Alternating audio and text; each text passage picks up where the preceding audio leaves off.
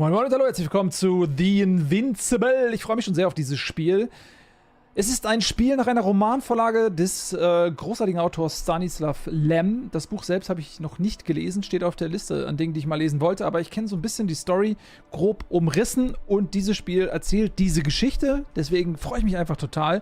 Außerdem stehe ich auf Sci-Fi und es geht darum, eine sehr mysteriöse Geschichte zu erkunden und das auf einem fremden Planeten. Also ehrlich gesagt so vom Genre her genau mein Ding. Umso mehr freue ich mich, dass ich eingeladen wurde von 11-Bit Studios, das Ganze im Rahmen einer Kooperation zu machen. Das finde ich natürlich klasse, weil wenn man Inhalte, die man sowieso machen möchte, dann innerhalb einer Kooperation macht, ist das natürlich das Allerbeste, was überhaupt nur passieren kann.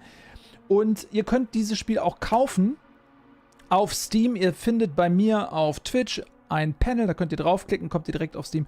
Oder ihr klickt hier auf den Chatbot und ihr bekommt 20% derzeit auf den Kaufpreis. Eine Aktion, die läuft noch ein paar Tage, also checkt das auf jeden Fall mal aus. Und jetzt werden wir so die ersten 2 Stunden anspielen. Das ist ja durchaus sehr lastig und damit ihr euch jetzt nicht allzu sehr spoilt, würde ich sagen, wir zocken 2 Stunden und dann gucken wir mal weiter. Und ich freue mich sehr, wir stürzen uns jetzt direkt einmal rein. So. Ein neues Spiel machen wir natürlich. Bisschen mehr Sound. Ein neues Spiel.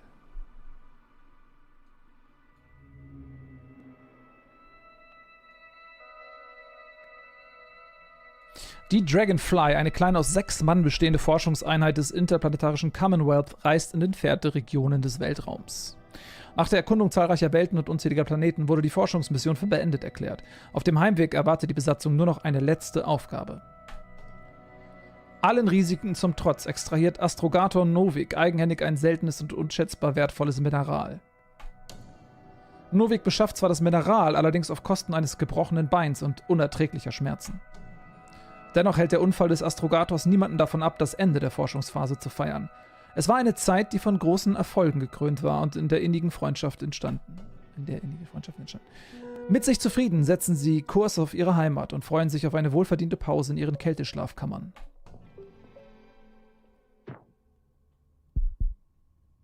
Und jetzt geht's los. Woohoo! Where am I? My head. Marit? Anybody? Also wir liegen hier rum.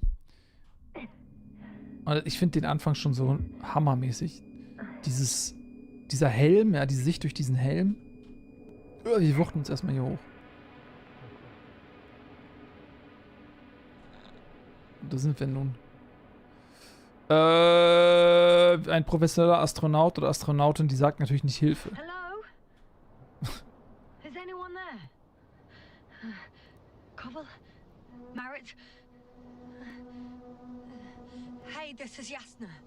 I was just with you. And now, I don't know where I am. Oh, ein bisschen lauter. Or how I got here. I've got a splitting headache. Does anyone hear me? Base, do you copy? Are you there? So, wir setzen uns mal ein bisschen weiter auf. Oh. It's probably nothing serious. No damage to the suit or bone structure. Just this headache. So, erstmal gucken, was ist hier beim Rucksack los. Ich finde ja, mein Hemd passt farblich ziemlich gut zum Spiel.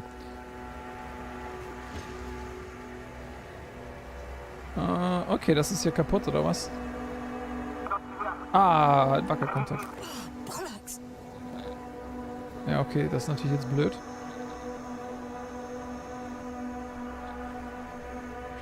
I can't hear you anymore. My receiver worked for a moment, but now there's only silence. Das ist echt ärgerlich. Aber das sieht mir aus, als wenn das schon vorab ein kleines Materialproblem war und nicht nur vom Absturz herrührt. Was haben wir denn da? Keine Funkbarke. Damn it, I've lost my beacon. Where is it? Sauerstoffgehalt. 2 solid hectobars in the tank. It's enough for several hours.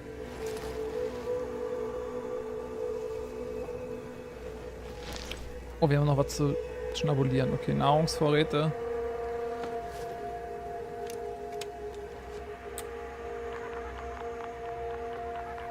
Was ich total Just like I mag, thought. ist dieses Nothing. grobe, dreckige I'm on my own. Design. The beacon can't be detected either.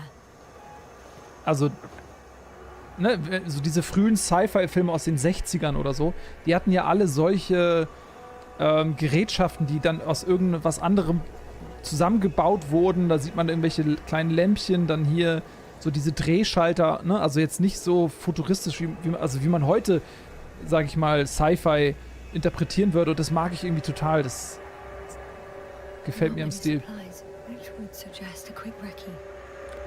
Or was it just the end of the mission?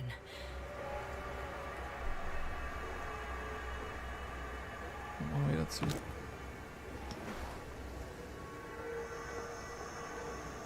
Ja, das Buch des Fähnlein Fieselschweifs. Failed the present me. And let's hope she took notes. Okay, wir schauen uns mal die Notizen an. Are we on Regis III? Doesn't ring any bells.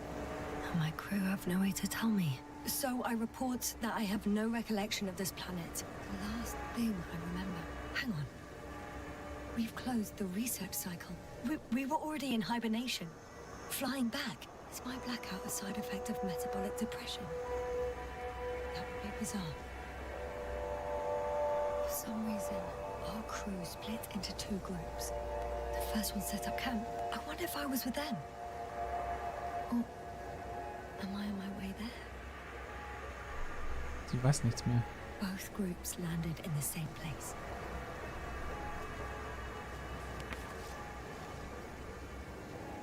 We took two landers to the surface. Don't usually do this. Maybe the first one broke.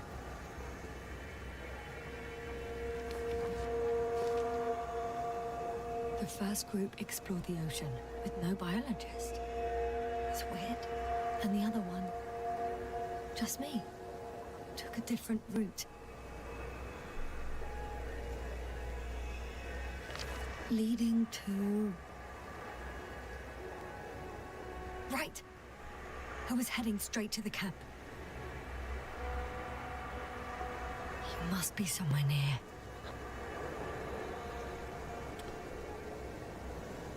Give me a sign! Send up a flare, the probe! Anything! Okay. Ja. I'm gonna head to the camp, but I'll be keeping an eye out for you. Landmarks. Well done, past me. You didn't disappoint after all. Oh, I sound like... I need to stop doing this. Okay, also jetzt hat sie hier verschiedene Landmarks eingetragen. Was haben wir? Dog, also ein Felsen, der aussieht wie ein Hund. Needle, eine Nadel, ein Felsen mit so einem Loch drin. Und Kroko, was wahrscheinlich eher Kroko heißen soll. Okay, Crocodile. Schnell gucken wir erstmal hier. Oh, hier auch dieses Gerät, dieses Fernglas. So richtig cool klobig. So, das ist die Needle. Das da oben ist das Crocoding. Also muss es das da sein.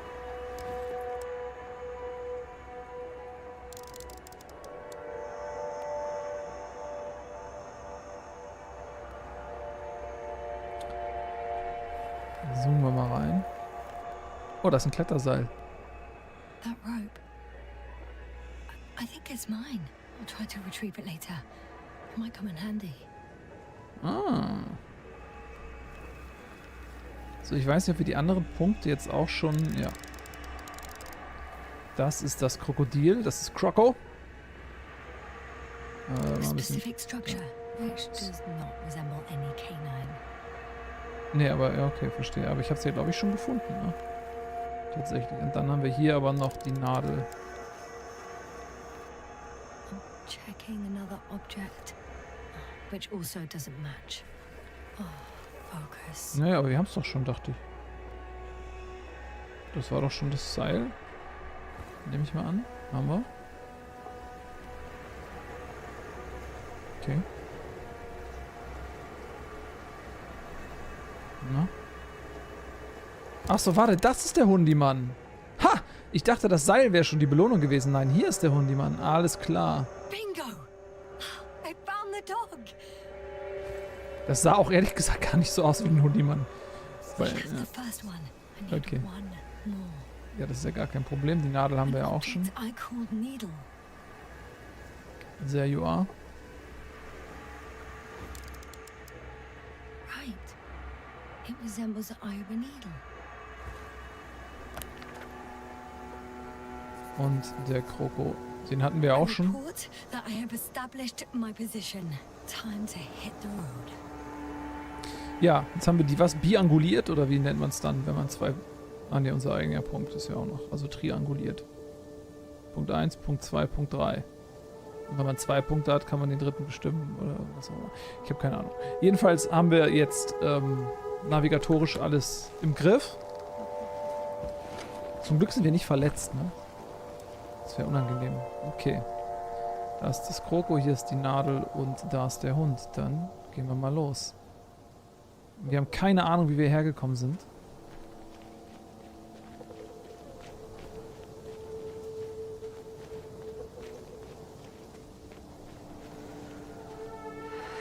Oh, das ist das Gerät. Und wir haben ja auch das Seil noch, was wir uns gleich holen wollen. Dropped equipment.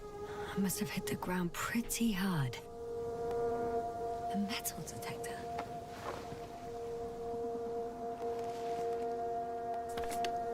Dr. Gorski, you won't be pleased. More equipment to repair.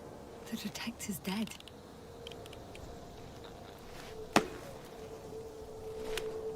Guess I shouldn't just leave it like this. Nee, natürlich Broken or nicht. not.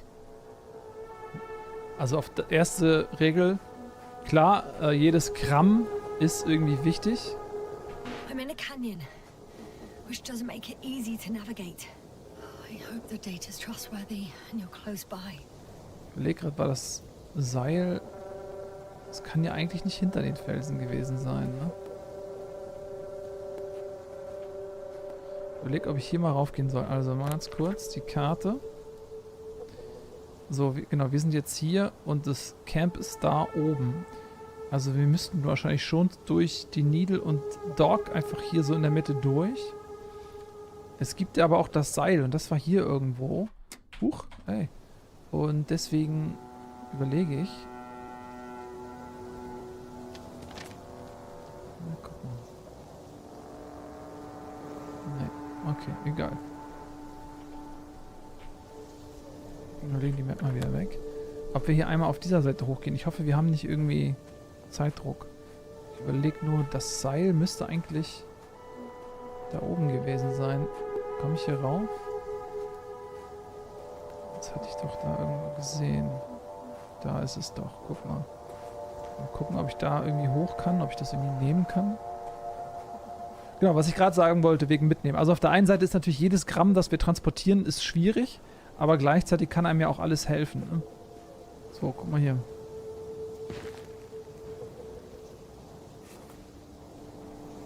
Komme ich jetzt hier hoch? Oder, ah, es kommt runter. Okay. Ja, guck mal. Das war doch gut, dass wir nochmal hier geschaut haben. Okay. Sie hat auf jeden Fall noch eine gute Laune. Sie singt erstmal noch.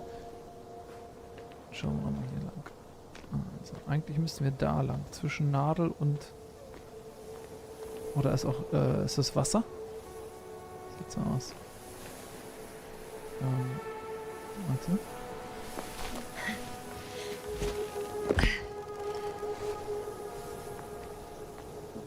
Okay, hier kommen wir komplett einmal außen rum. Da, Wasserreservoir. Tatsächlich. Oh, I have something on the tracker. I assume it's no one from the crew, so perhaps it's my beacon. Ja.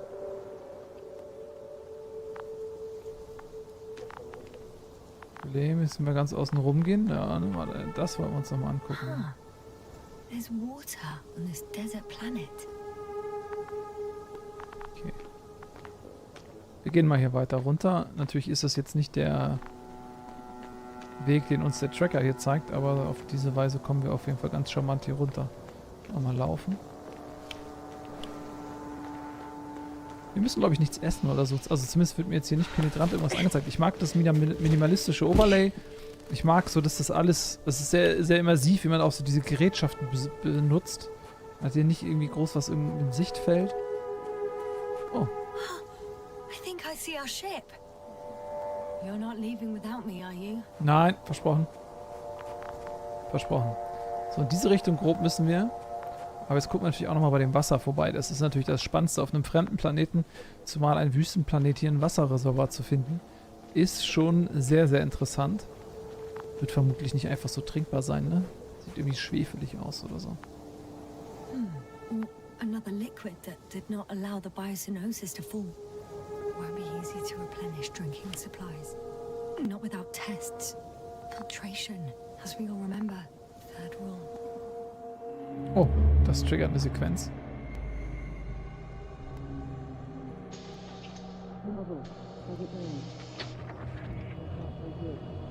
Kriegt sie gerade eine Erinnerung jetzt?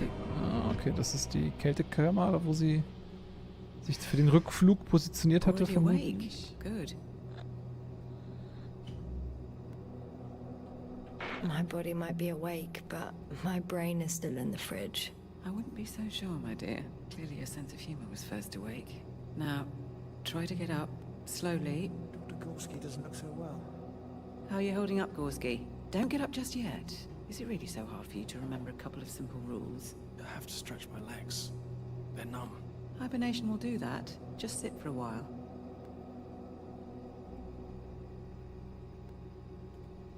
Nicht zumachen! Ah, sie steht auf. Ich dachte kurz, sie macht einfach die Klappe wieder zu. Ah, Schnauze voll, ich leg mich wieder hin.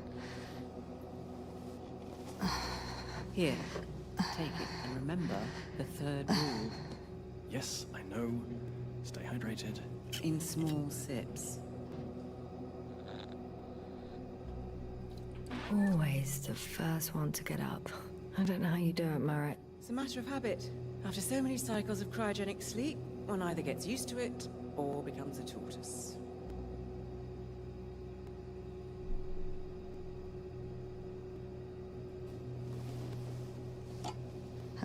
Koval, will you help me here? Sure, I'm coming. This is not our system. Has anyone noticed we're in the wrong place? Koval, it's not a good time. Yasna, look for yourself. This is not the right planet. You shouldn't be walking yet. Come on. Das ist natürlich jetzt Koval, could you sehr stop beunruhigend. it? I'm telling you, we woke up in the wrong place. Yes, we heard you. Interessiert sie gar nicht. Enough of this, Yasna. Crew, Astrogator. debating chamber in 15 minutes. Das ist der mit dem gebrochenen Bein. This can't be good. Guess we'll find out. But first, Das haben wir im Intro here, gesehen. Hold on to it and remember.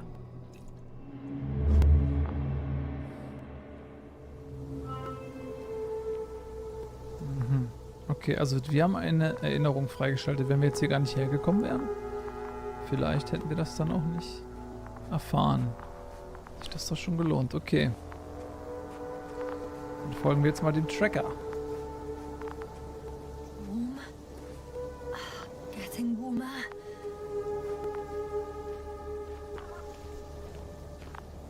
Oh, da hören wir irgendwas. Ah, da ist die Funkbarke. Sehr gut. Komm her. Got you. I found it. Look for me on your trackers.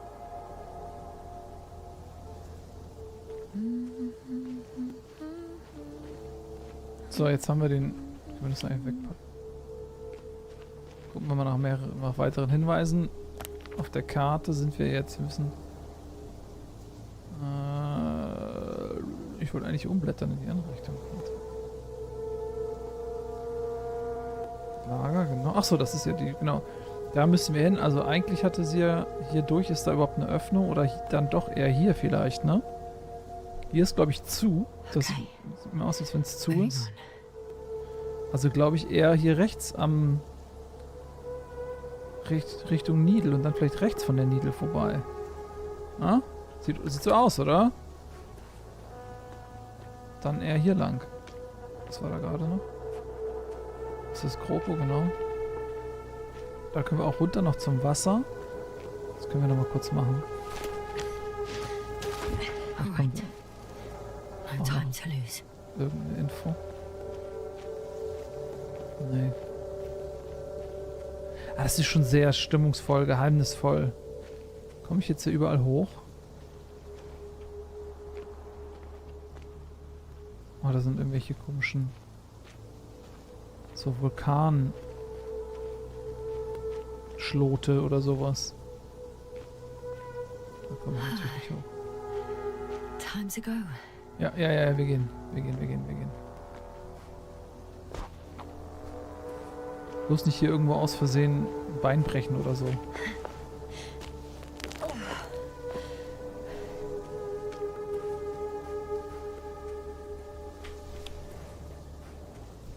Kann man hier irgendwas ändern? Was ich tracke? I found a way out of the valley, leading more or less towards the camp. Ah, super. Wir sind auf jeden Fall richtig gelaufen. But I can't go this way. Oh. Okay, so viel zum Thema. Ich habe doch mein blaues Seil. Naja, gut, aber das ist auch unrealistisch. Wir müssen irgendwie anders da runterkommen. Die Frage ist, ob wir überhaupt hier runter wollen in diese Schlucht. Oh, bitte fall nicht runter. Ob das der richtige Weg ist? Ich glaube eher nicht. Das sieht mir schon...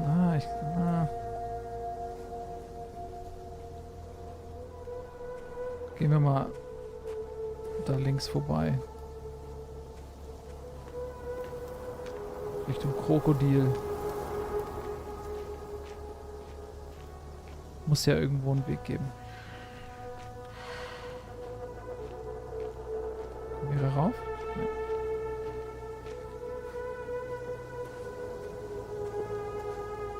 Hier lang, oder? Da, guck mal, da ist doch auf jeden Fall... Da ist doch eine Schlucht. So ein Ausgang auf jeden Fall. Und das Krokodil durch.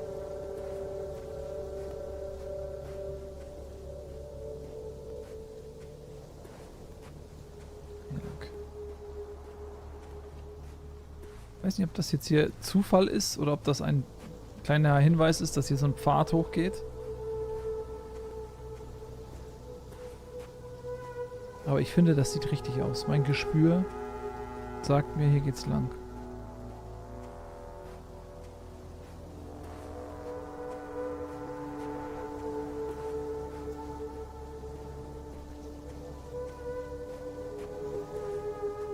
Ja.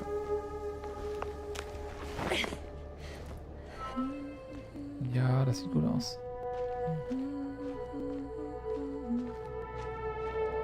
Also sie ist auf jeden Fall, was ihre mentale Belastbarkeit angeht, sehr strapazierfähig. Das muss man sagen. Das finde ich aber gut. Oh, geil. On some planets, such storms last for several hundred days. I hope it's not one of them. If this area is volcanically active, ash outbursts and extreme temperature changes may explain the extinction of local fauna and flora. But it's all just too idyllic. There's no dust in the air. The sky is clear, and the soil looks like laterite to me. Perhaps not highly fertile, but not entirely barren. Okay. Also es gibt hier wohl auch Leben auf diesem Planeten. Der sieht erstmal leblos aus, aber es ist ja Wasser vorhanden. Irgendwas wird hier vielleicht existieren.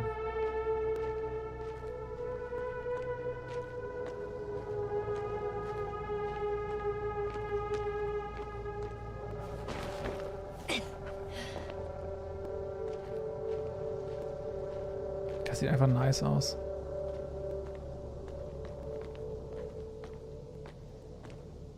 Was haben wir hier? Ich nehme an, ich muss oben lang, aber hier schauen wir natürlich nochmal rein. Was ist denn da? Guck mal, da ist so eine kleine Nische. Kann ich mich da durchquetschen?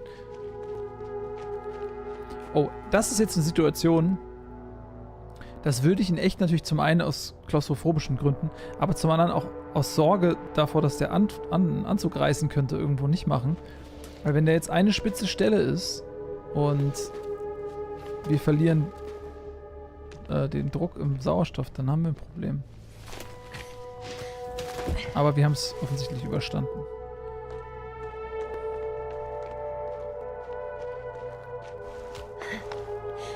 Sind wir jetzt im Maul des Krokodils eigentlich? Ja, ne? Oder? Bright sun, the night in for my leg, not inviting. Oh, da. I could already see the camp. Over 400 meters in a straight line. I see you. Can you hear me? Nope. I Da just need to antwortet get keiner. down from here. Ja, wir haben ja das Seil dabei, ne? Zum Glück haben wir das Seil. Es gibt hier 2 Kanten. Ist es das Krokodil hier? Ich weiß es nicht. Sehr steil. Und die andere Seite ist hier. Oh. Oh well. If it catches me, so be it. Oh. This suit will hold. Ah, okay, hier rutscht man eher so runter, ne? Ich weiß nicht genau.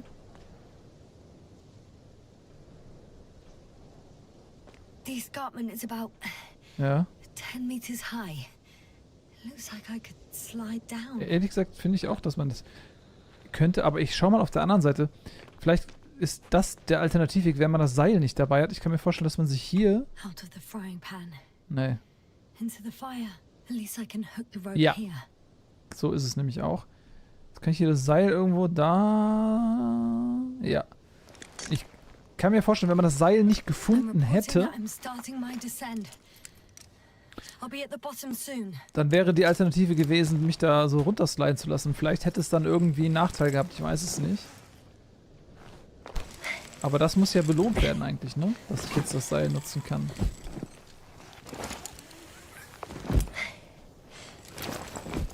So. Nice. Kriege ich das jetzt noch irgendwie wieder raus da? Wahrscheinlich nicht, ne?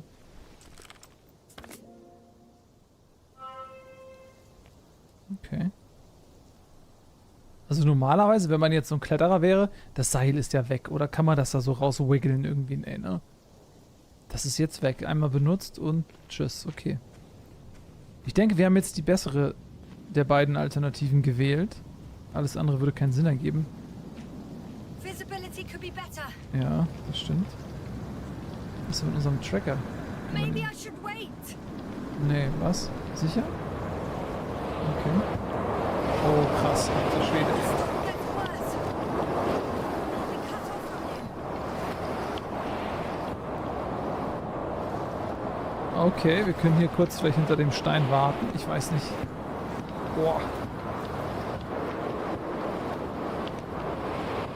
Bin mir nicht sicher, ob ich jetzt hier tatsächlich warten soll.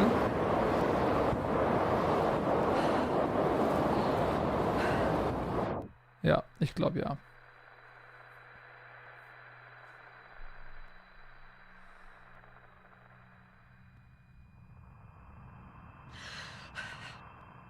Da sind wir wieder. Aber ich hatte mich ja gut versteckt eigentlich, ne? Hinter dieser Felsnadel da. What happened? Where? Okay, wir sind komplett orientierungslos wieder. Sind die Erinnerungen wieder weg.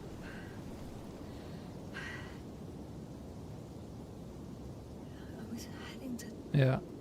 Ja. Sie hat wieder Erinnerungen verloren. possible. I'm much closer to my destination. I must have walked for some time. But I don't remember it. Did I black out again? Sehr beunruhigend. Ja, das ist in dem Buch auch so ein bisschen so. So viel weiß ich. Der Verlust von Erinnerungen. In der Buchvorlage von Stanislaw Lem.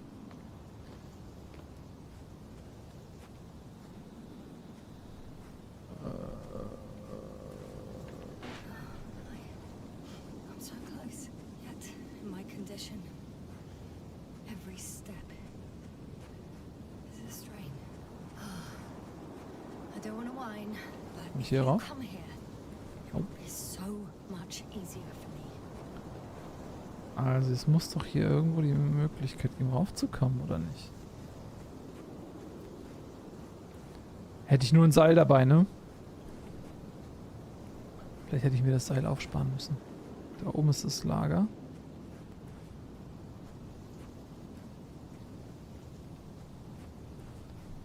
Ah, vielleicht komme ich hier auch hoch. Ja, ich glaube, das klappt. Was haben wir hier? Achso.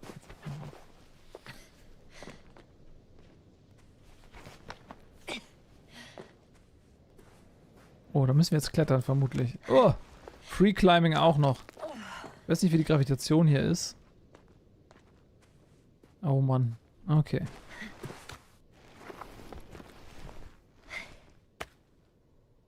Auf geht's. Ich meine, das geht ja eigentlich noch ganz gut, ne? Überall so Stufen. Das würde ich mir auch noch zutrauen. Obwohl, nee, ich würde es mir doch nicht zutrauen.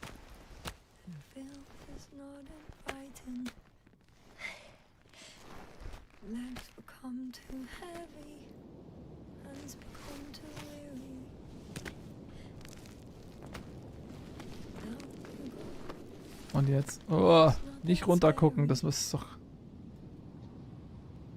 I remember you. Regis III satellite. Ja, Regis III ist der Planet. Ah, okay, die nächste Rückblende.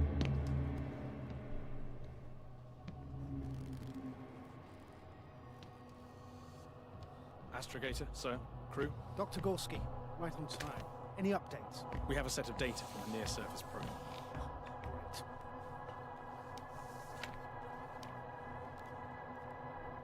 How's the activity? 0, 0, and 2. So, less than nothing.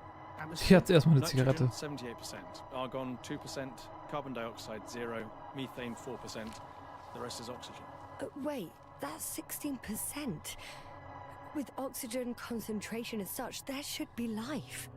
At least some microbes, and yet we have detected no traces. Yeah, we'll get to that later. Let's finish with the probe readings first. Air radioactivity? It's virtually 0. In a word, a paradise. No radioactivity, no endospores, no bacteria, no mold, no viruses, nothing. Just the oxygen.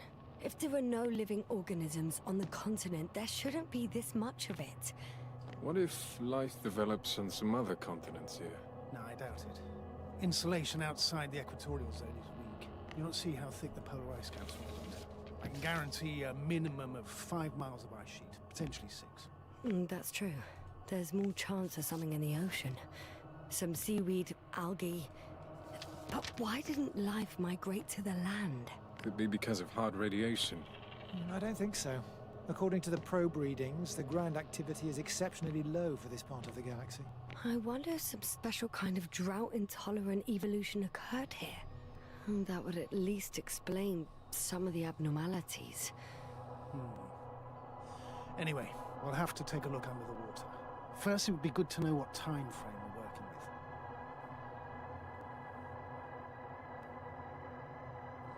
Marit, do you have the geological analyses? It's a bit too early for mature conclusions, but this planet looks old to me. Such a fossilized egg must be at least 6 billion years old.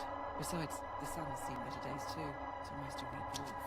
Any rare resources, forms, creatures? We can't expect such detailed data, sir. Not from this distance.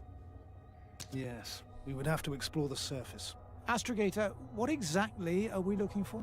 The value of this planet. For now, it may seem like the pinnacle of nonsense, but I assure you that Regis III is not without worth.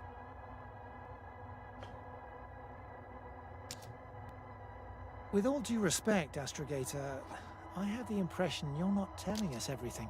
As always, Dr. Koval, your instincts are correct. Please forgive my reticence. My goal was to maintain unimpeded research neutrality. There is indeed a very important factor of interest in this planet. The Alliance. The Alliance? Die Alliance? Correct. What do they have to do with it? Well, they've sent their most powerful unit here. But to our best knowledge, Condor's traversing a distant quadrant. I'm not talking about the Condor. So, the Invincible. Good guess, Doctor. A steel behemoth with the power to produce billions of kilowatts in a split second, converting it into energy fields that no material body can penetrate, concentrating it into destructive rays as hot as stars that can reduce a mountain range to dust or evaporate an ocean, together with its crew of almost 100 men, professionals that are neither better nor worse than us. Well, I dare to say we're better trained, Astrogator. They are, however, unquestionable masters of propaganda. I know that some accomplishments they brag about are very much far-fetched, but the capabilities of the Invincible are not subject to doubt. And we as the scientific body should sever ourselves from the emotional and symbolic facade. In other words, we cannot ignore facts just because we don't like them, Mr. Koval. All right, but where do we stand in all this, together with our, may I say, not quite as numerous staff? Despite our modest forces, we still have a chance to gain a critical advantage over the Alliance, while avoiding confrontation. Okay, and how would we do that? Simple. We leave this planet before the Invincible arrives here. Which is when, exactly? Well, they're still far away. Astrogator, please, how much time do we have to conduct safe research? 13 days. There's no time to lose, then. I appreciate your eagerness, Koval. Dr. Krauter, do we need full gear? Definitely. Also, I caution you against taking off your helmets for a prolonged duration. This amount of methane is not neutral. Breathing the local atmosphere will lead to saturation drop, and you may start showing symptoms of mild brain damage, feel stupefied. But don't worry, not before an hour or even a couple of hours. I see. Dr. Gorski, will you program Artie to collect samples? Of course. Marrett, Krauter, please prepare for the surface. Koval, you two. You're leaving early in the morning. And what about me? You're staying on board, Doctor. But Astrogator... This is not up for debate. I need you here. As you well know, there's not much work to do for a biologist on Regis III. If any. Na, wenn die sich da mal nicht täuschen. Well, if I was ordered to stay, what the hell am I doing here? Mag ich. Also diese Rückblicke, wie sie die Story erzählen, das ist sehr cineastisch. Das finde ich schön gemacht. Und ich mag wirklich dieses Design einfach. So, finde einen Weg zum Lager. Da oben ist da. Ist das die Fahne gewesen? Ich denke schon. Ah, da haben wir jetzt was drauf. Oh, thank goodness. Not everyone's in the field.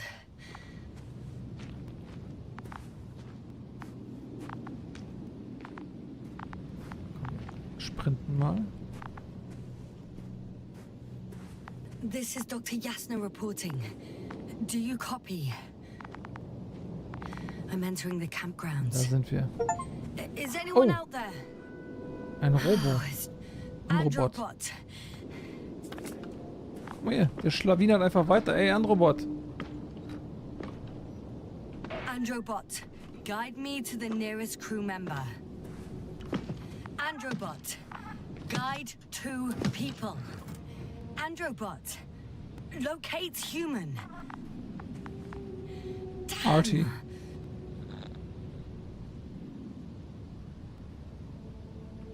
Dr. Gorski, have you made changes to the Androbot's algorithms without telling anyone? Again? Well, never mind. Kann man ihn streicheln? Fast. Ja, der hängt ein bisschen durch, der ist auch ein bisschen traurig. Oh, maybe if I... RT, default position. Nee. I don't know what's wrong with you, buddy, but you clearly don't want to cooperate.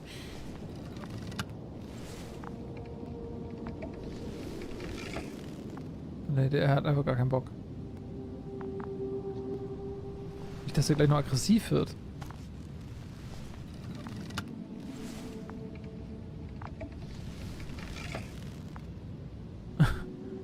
Was machen wir jetzt mit dir, ha? Ich glaube, das wird nix. Der sackt wieder in sich zusammen hier, guck mal. Okay.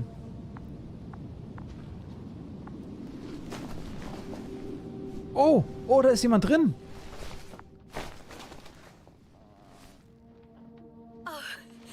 Dr. Dr. Crowther! Didn't you hear me earlier? Doctor? Is everything alright? Sieht ein bisschen aus wie Donny, ne?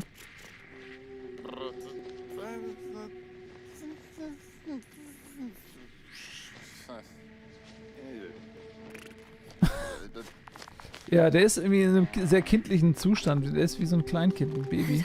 Doctor, please, look at me. I report that I've located Dr. Crowther. He's in bad shape. I'm gonna examine him now.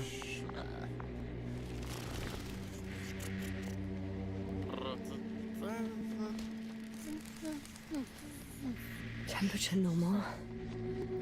Pulse 2. O2 saturation is fine. There's nothing physically wrong with the doctor.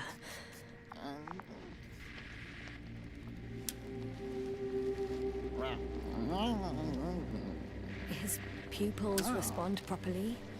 Look at my finger. No delay in reactions.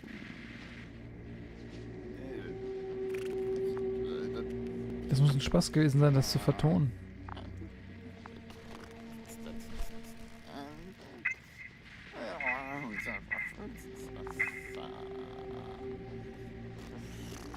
Da kam doch gerade ein Signal rein.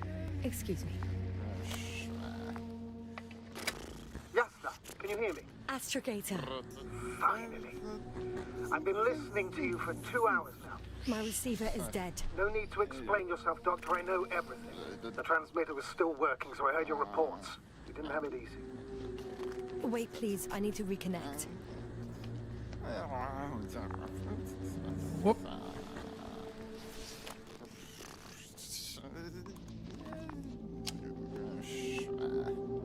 Testing 1, 2, 3.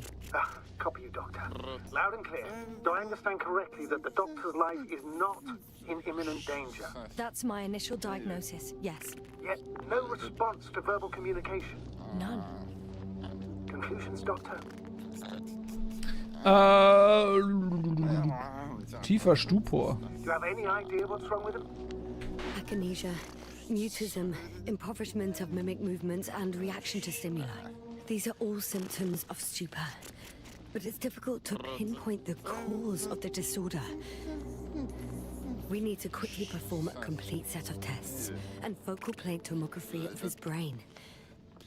Otherwise, I won't be able to say anything more. I'll prepare the infirmary. But first things first, Lando. Ja, da müssen wir erstmal wieder hochkommen We jetzt, need ne? to get you all on board. Everyone, not just Dr. Crowther. Couldn't we just evacuate him right away? If it were that easy, I would have sent the hopper long ago. Please look for the mission log. It should include crucial data about the crew's activities. We have 3 more people to find, and you still need to designate a place for the landing. Also da unten links, ich weiß nicht genau, ob das immer so eine Art Missionsbewertung ist. Je nachdem, für welche Option ich mich entscheide. Ja, aber er vegetiert hier ein bisschen vor sich hin, wie so ein Baby halt. Hat vermutlich nicht nur sein Gedächtnis verloren, sondern Anyone else here? ja alles, I found Dr. Crowther. was er an Entwicklung durchgemacht hat, seit er der Wiege entstiegen ist. Als wenn man ihn quasi ja einfach zurückgesetzt hätte. Aber die Zelte sind ganz geil, oder? Wahrscheinlich auch so selbst aufblasbar. Hier direkt mit so einem schönen gepolsterten Boden. Wenn ich so ein Zelt hätte, würde ich auch häufiger mal in die Natur. So, das Buch. It's not. Eine erste Analyse der Proben ergab eine Zusammensetzung aus Nickel, Eisen, Mangan, Beryllium und Titan. Ich wüsste zu gern, was das ist. Ich tippe auf einen riesigen Meteor aus Nickel und Eisen, der vor Millionen von Jahren in die Atmosphäre von Regis III eingedrungen ist und alles zum Schmelzen gebracht hat. Nein, warte, vergiss es. Die Form der Strukturen spricht eine andere Sprache. Es ist Französisch. A mission log, but it will do. Dr. Crowther kept records. Meticulous as always. What's in there? Dr. Gorski has moved away from the research sector to the west. Ah, that's right. You followed those deposits of metal. Metal? That's why we have detectors. Correct. Mine died, but Krauter had one as well, didn't he? Like everyone in the crew, Doctor. Okay. The most important thing is probably the landing coordinates. Hier. BA 2316. Noting 360. Excellent. I'm uploading the data. Starting calibration. Das machen wir noch. Okay, das haben wir gelesen. Dementsprechend können wir jetzt auch das wieder ablegen. Are you looking for the detector? Da ist Yeah, er doch. just a sec. Got it. Please make sure it Cool. works. Nice. Okay, checked. I'm leaving the tent. Nice. Was hat er da noch drin? Molecular Physics. Diese Lampe da auch, ne? Das sieht schon alles nice aus. Okay, wir gehen raus.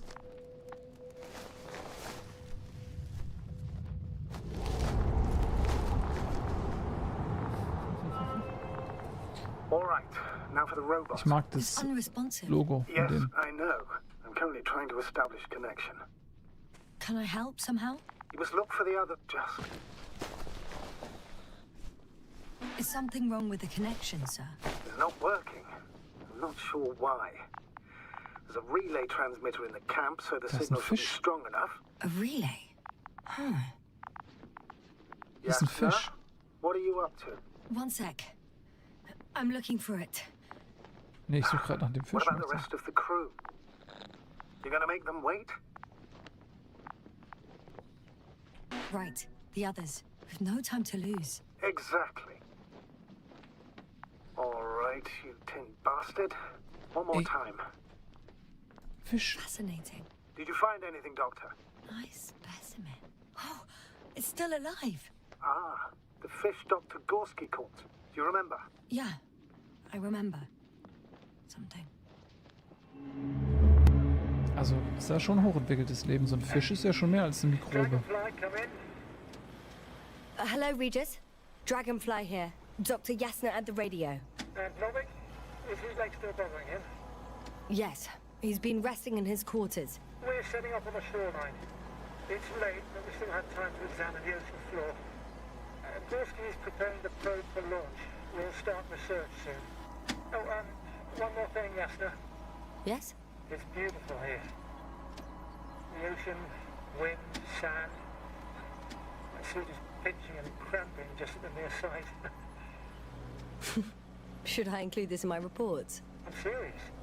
I don't know about you, but over the years I've learned to hate the void. We do everything to go further, see more, take mankind one step closer to omnipotence, and then we can't even take a walk on land. As if enjoying everything that's around us was almost a criminal act. I understand how you feel, Koval. After all these years, I miss home too. Is it that obvious?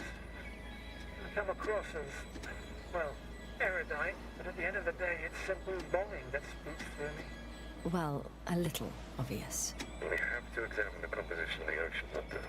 Collect the mineral samples. Yes, that's right. Do you want to do the honors? Gladly. Probe in the water. Koval, where are you Switch into going? manual. Over. For a little, Da sieht man quick rest. Punkte, ne? 100. I'm gonna take a look around.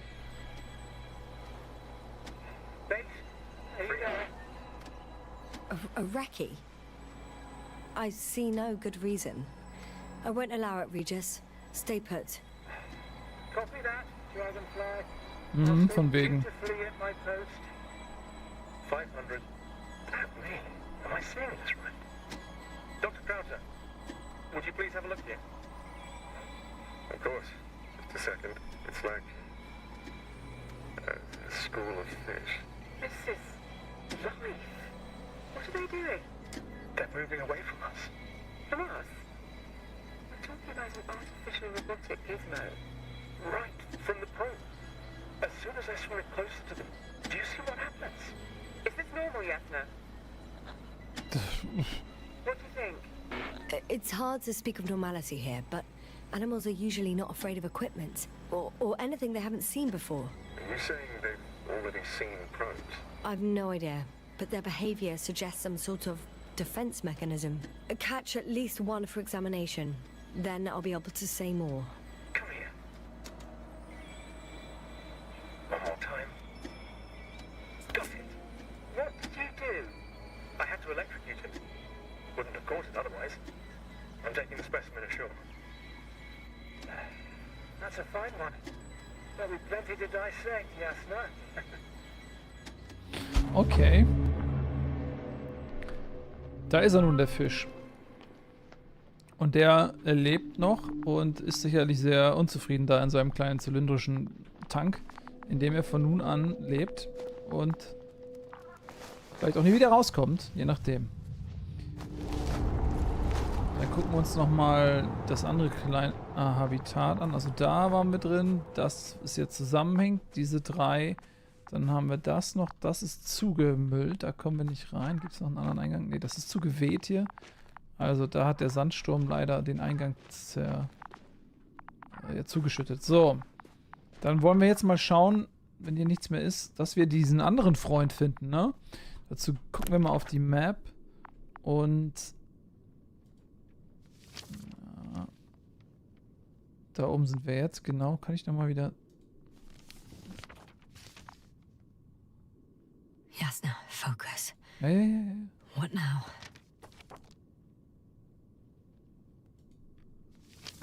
Ne, ich wollte eigentlich nochmal die andere Seite. Warte. Hallo?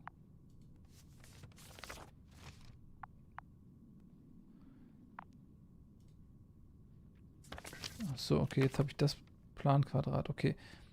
Das hier ist quasi, also, das ist jetzt wie ein Zoom, ne?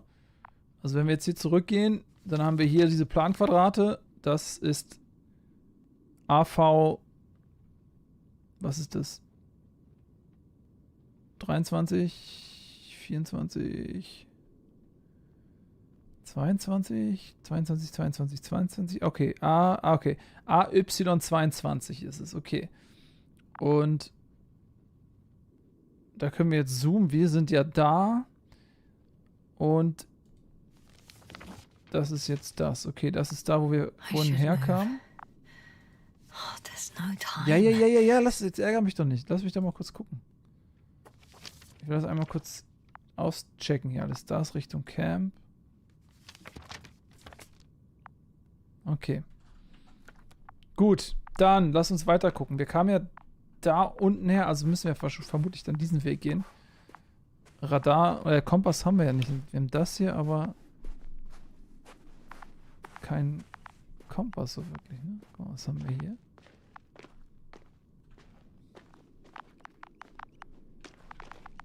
Also jetzt haben wir hier zwei Richtungen, da und da. Lass mich mal kurz hier gucken. Das sieht eher wie eine Sack... Oh, da geht's auch weiter. Da kann man sich wieder durchquetschen. Warte mal ganz kurz.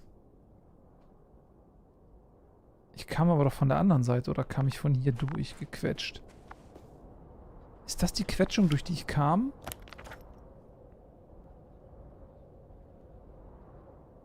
I'm still here, if you're wondering, sir. Excavation Site, okay. It all just takes longer than expected.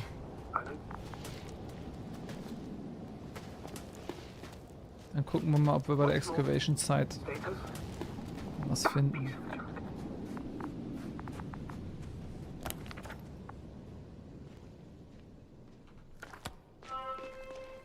Oh. I'm entering the research area. Clear for now. Tracker? Silent. By the way, what did they find here? Oh, right. You don't remember. A piece of metal sticking out of the ground. Sounds inconspicuous, but in this desert environment, it's a phenomenon. The artifact turned out to be too big to dig up, or to subject to chemical and spectrometric analysis. Dr. Gorski set out to investigate its source, to find some end. And? Did he? That I don't know, unfortunately.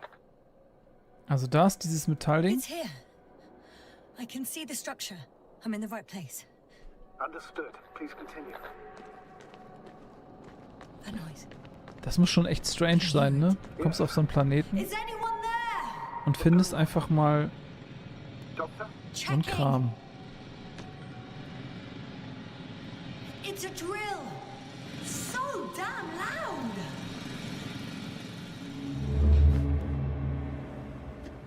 Look here, do you see it? Yes. It's the same on the other side. Any progress? We dig as far as the terrain allows. It'll take a while. Regis, come in. Status report. Aspirator, sir. We dug up another 3 cubic meters. The object exhibits remarkable structural homogeneity. All spectroscopic analysis shows similar results. Steel with tungsten and nickel alloy? That's right, with the addition of other common metals. Is there any chance of retrieving the entire object for research purposes? No, none at all. Even sonar couldn't cover the entirety of it. Instead, Dr. Gorski calibrated the detector, so we had to look beneath the surface. And? What did you see there? More of the same. What protrudes above the ground is just the tip of the iceberg. We estimate it extends at least 50 meters underground. I see. Oh, and furthermore, it's not a single object. Down below, there is an entire root system, so vast that it's impossible to cover it all at once, either with a scanner or a detector. Have you followed its course? Dr. Gorski's doing just that. Gorski, are you scanning those roots? Affirmative. I'm headed westwards. Been going for a few hundred meters already. Still haven't reached the end of it. Sorry to interrupt, gentlemen, but I confirm my suspicions. This area has been tectonically inactive for a very long time, and the aeolian activity is minimal. Therefore, the material that has settled on, or rather covered this metallic structure, it's very old, which means these structures are even older. What are we talking about here? A few thousand years? Tens of thousands? I can't give a precise assessment, not yet. I'm asking for a rough estimate, Merritt. Well then, I guess it could be hundreds of thousands, Okay. if not millions of years old. Anything else? Yes. These structures almost certainly didn't form through natural processes. Almost? Well, they don't look like anything I've seen before. And you know I've seen a lot, Lovick. Also, I can't find any scientific explanation for this form. Could this be what the Alliance is here for? Oh, don't make me guess that. I really don't know. Personally, I doubt it, Astrogator. The more research we do, the more convinced I am that it serves no purpose at all. It's even hard to imagine this could ever have any function. Astrogator. Ist auch ein cooler Name, oder? Na? Na, wie geht's weiter? Carefully, Conrad. Ah, Regis, we're losing reception. Carl, can you hear us? Over. Merritt, we can't hear you. Damn it. What now, sir? We listen. Wait for the interference to pass. und dann werden wir Excuse wahrscheinlich me, selbst I auf den don't think Planeten it will runter müssen. pass on its own. We need to take action. What do you suggest? I can board the second lander and fly to the surface. Yes, no, I can't let you go alone. My leg. Aber genauso haben wir es dann gemacht am Ende. So ist es ja gekommen. Wo kann ich denn das ausstellen? Switch, danke. It's finally stopped. Yeah, are you there? I am. Unfortunately alone. Working equipment gave me hope, but someone just abandoned it. Didn't even turn it off. That is indeed unfortunate. We need to expand our search radius. Also das ist die Struktur. Die sieht in der Tat jetzt nicht so aus, als wenn die Natur sie gemacht hätte. Aber worauf ich vorhin hinaus wollte, stellt euch vor, ihr seid auf so einem Planeten und habt das Gefühl, okay, vielleicht findet man irgendwo minimalistisches Leben und dann ist man schon happy. Und dann findet man so eine Struktur und auf einmal denkt man, oh Mann, es gab hier auf jeden Fall irgendein intelligentes leben, was hier irgendwas gebaut hat, was wir überhaupt nicht verstehen. Das muss ein richtig krasser Moment sein. Die haben da auch was von abgeschnitten offensichtlich, so eine Probe genommen, wollten sie dann mit aufs Raumschiff nehmen. Weiß nicht, ob das besonders schlau ist. Aber wenn da keine Radioaktivität von ausgeht und sonst irgendwie keine Bedenken bestehen, vielleicht auch. Warum auch einfach nicht?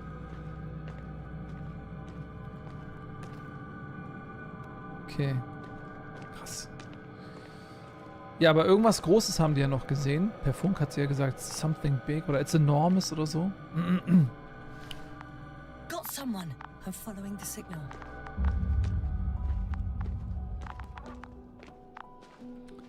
Gehen wir mal hier hoch, ne, da.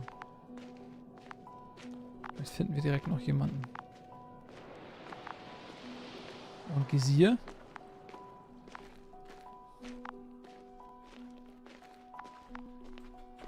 Oh, los. Kann nicht klettern mit dem Ding.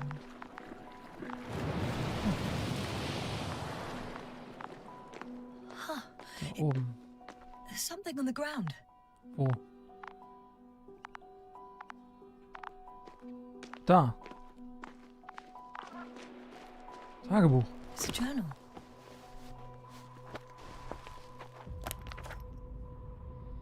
Geological cross-section. Measurements. These are Merritt's notes. She must be somewhere close. Please search the entire area thoroughly. Also hier sieht man, das ist hier das Wasser, ne? Sea Life, also irgendwas hat sie da unten gefunden, irgendeine Form von Algen oder Korallen oder was auch immer. Wir müssen uns auf beides konzentrieren, Untersuchungen der Wasserchemie und geologische Bohrungen.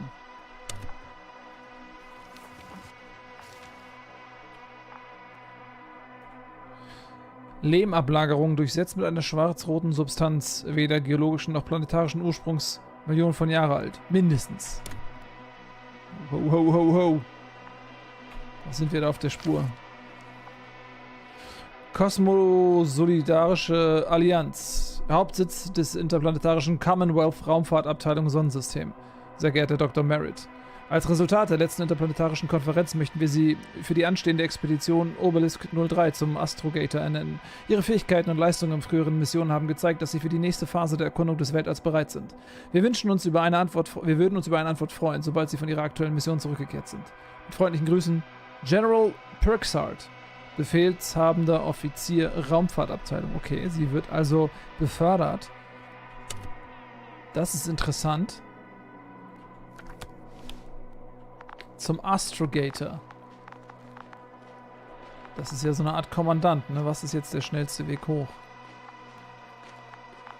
Vermutlich hier. Das sieht gut aus.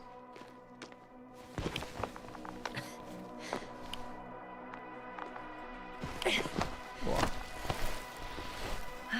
Da ist irgendwas. The The rucksack. signal's coming from a castle backpack. That's concerning. I'm close, but I can't see her. Da ist doch was. Ach du grüne Neune. I found her! What's her condition? Merritt! Merritt! Merritt, wake up! Wake up! Do you hear me? Dr. Merritt? No. No vital functions. What's I going need on? to. 1, 2, 3. Come on. Oh nein. 1, 2. Ich hoffe mal, wir waren jetzt nicht zu langsam, ne? Wir haben uns ja auch diverse Sachen einfach mal angeguckt. Don't. Please. Live, damn it. Merritt. Thank you. Doctor. Jasna. Kann No. ich gerade verwenden? That's enough. Enough.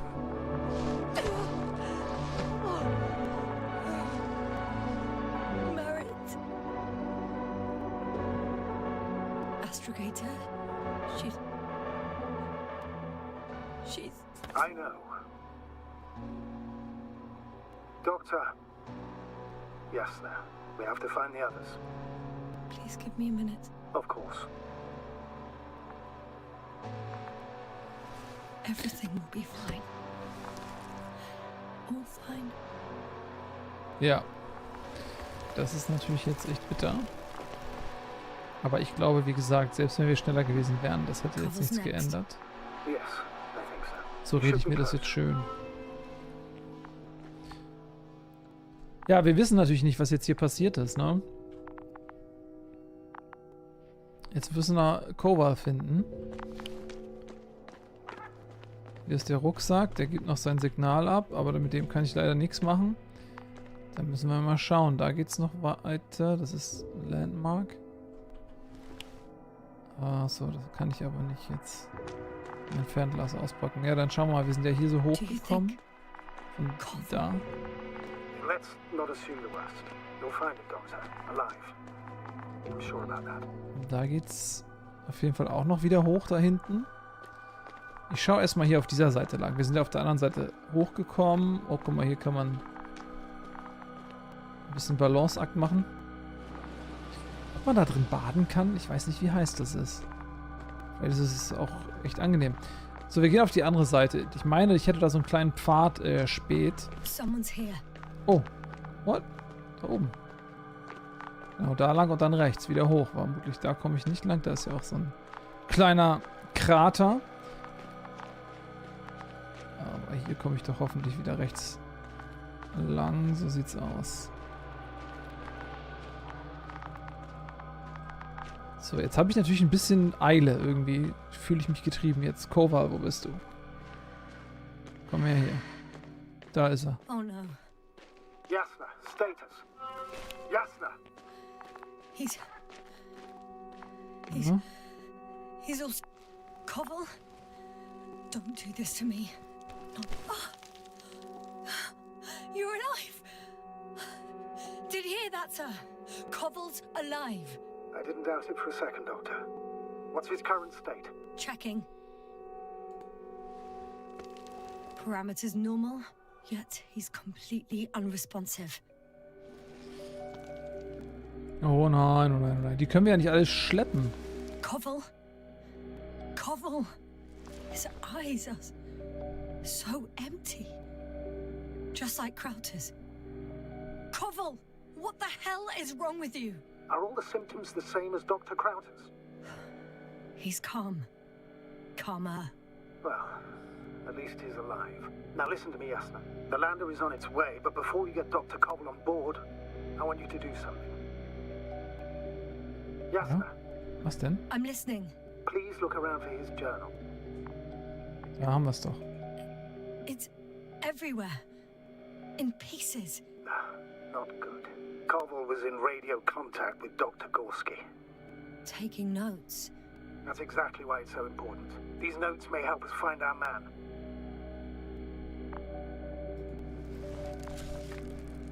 I'll go over them. But it may take a while. Okay, dann zeig doch, gib doch noch mal her. Das war ja selbst gemalt jetzt hier, oder nicht? Dieser Roboter da, der da so... Oh, ne. Have you found it? No, it's nothing about Dr. Gorski.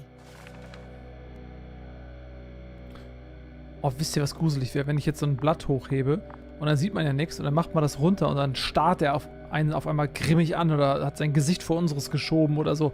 Bitte nicht sowas. Found them.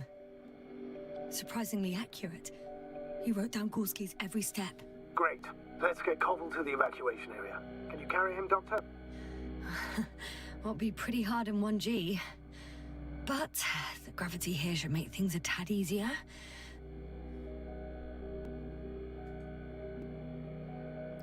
The structures branch underground. G checks the right branch. Massive vertical exhibit in protrudes above the surface. Water tank underground structures. The biggest one yet. Inside hill 150 meter flagged. Visible from point 4. Azimuth 350. Distance 200. Okay. Oh, jo, was machen wir? Wie kriegen wir das jetzt hin? Kriege ich dich gepackt? Komm raus da aus dem Sitz. Los! Wie viel G haben wir denn hier? Okay, 0,4 wahrscheinlich oder so. Das ist der Lander.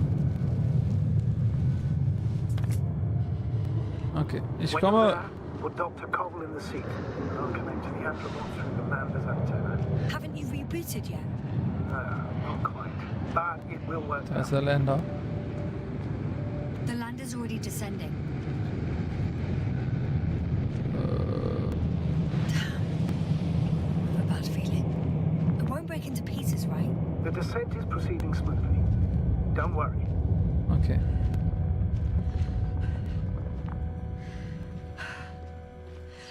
Wir haben ja noch eine zweite Person hier zu retten. Mal, diese Anstrengung sorgt dafür, dass unten der Helm beschlägt. Das ist schon echt nice gemacht. No cobble, an unprecedented degradation of equipment, recurring connectivity issues. It all has to be related somehow. On the other hand, how could it be? There's not much on this planet.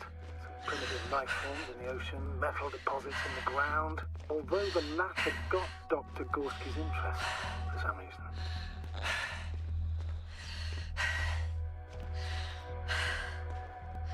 It's crazy how everything's falling apart here. I don't know. Maybe we're dealing with some kind of anomaly. An atmospheric or magnetic phenomenon. Nee, das wäre zu einfach. All those measurements Gorski took. I remember. Maybe he made a mistake. Ja, das will man immer glauben, ne? Diese wissenschaftliche, nüchterne Herangehensweise öffnet sich nur schwer für den Gedanken daran, dass eine andere Lebensform hier ihre Finger, ihre Tentakel oder was auch immer im Spiel haben könnte. So, jetzt warte mal ab, bitte. Ich muss ja die andere auch noch holen. Den anderen Typ aus dem Zelt. See you up there. Nee, lass mal den Gurt in Ruhe. Only Gorski's left. He Ja. might have made it quite far. Agreed. Everything points to it. I don't know how long I'll be looking for him. It might take hours before I come back. We also don't know Gorski's condition, nor what he's going through. Ja. It would be best if I followed Gorski right away. But shouldn't I still transfer the others? No, there's no need. I just regained control of the Androbot, so please leave it to me. Understood. Okay, das heißt, der Androbot, das war dieser Roboter, der kann jetzt den anderen Typen hier auch in diese Landekapsel tragen. Das ist doch schon mal etwas. Das ist das. Okay. Dann gehen wir einfach mal dem Weg hier nach, der uns angeboten wird, ne?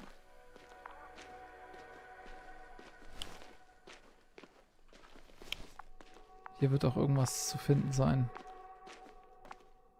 Das ist ja keine Sackgasse. Ich habe jetzt irgendwie auch echt Bock, das Buch heute Abend noch zu lesen.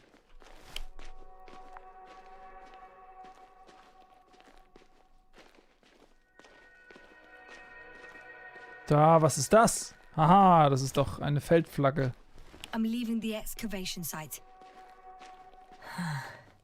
How did he come down? Die sind auf jeden Fall richtig. Gorski! Wo bist du? Zeig dich! Oder haben wir was auf unserem I've got Gorski's signal. Tracker? So soon? It's unlikely to be him. Then who? Not who, but what. It's weird. Dr. Gorski Oh. hardly ever You were correct, sir. It's just our probe. It looks inactive. can't be completely broken if you picked up a signal. I'd say it's running in safe mode. Please try to power it on. Do we have time for this? It's for a good reason, Doctor. The probe could prove useful in the search. And besides, you'll see. Na, was hat er wieder für Geheimnisse? Oh, ich mag das, wie einfach das alles ist, ne? Okay. I'm opening the Ein probe, Schalter, eine Klappe, 3 so Hebel. turning the systems on. No, stop. Wait for my instructions. There's a button on the left side of the fuse box. Hold it, and then turn the dial again. Now go ahead.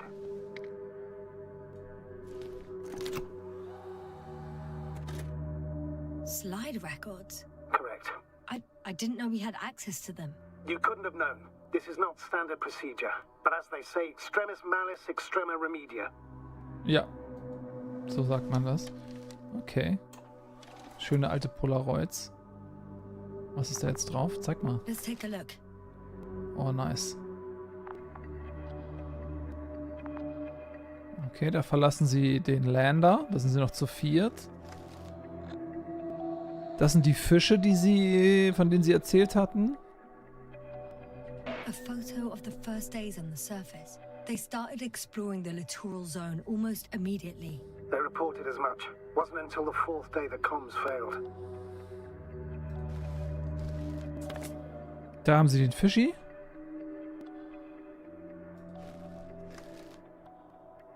Oh, wer hat das Foto denn gemacht? Achso, die Sonde natürlich, klar. I recognize these structures. This is where they began to dig. Wie lange waren die denn da unten? Ja, da fangen sie an zu graben. Man sieht da links ja auch mal so die Temperature, Timecode und so müsste da eigentlich auch alles abzulesen sein. Das Loch wird immer größer, alles klar. 12 hours passed. 3 crew members are still there. Dr. Gorski must have left already. We lost contact shortly thereafter.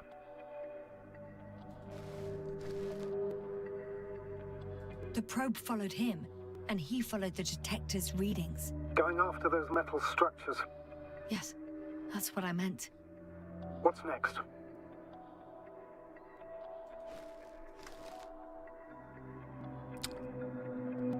Okay, das ist von sehr weit oben. Sieht man irgendwo Gorski? Das ist ein... Last slide. There's mostly noise. Nothing in particular stands out to you, Doctor. They were digging and suddenly, poof, people are dead? No need to shout, Astrogator.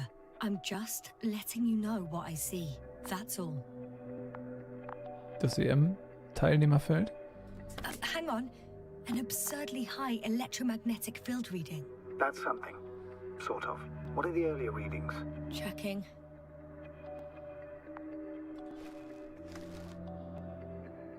Still high in the slide just before. Ja, 2000 noch was. And earlier, quite normal. 200. Ne, 4 einfach nur. 0004, okay. Ja, 3. 0. 0. Alles 0. Da ist eine 1, okay. Sieht man noch mal irgendwas anderes? Das ist auch eine 0. Okay, wir haben alles gecheckt. Muss ich noch mal durchgehen?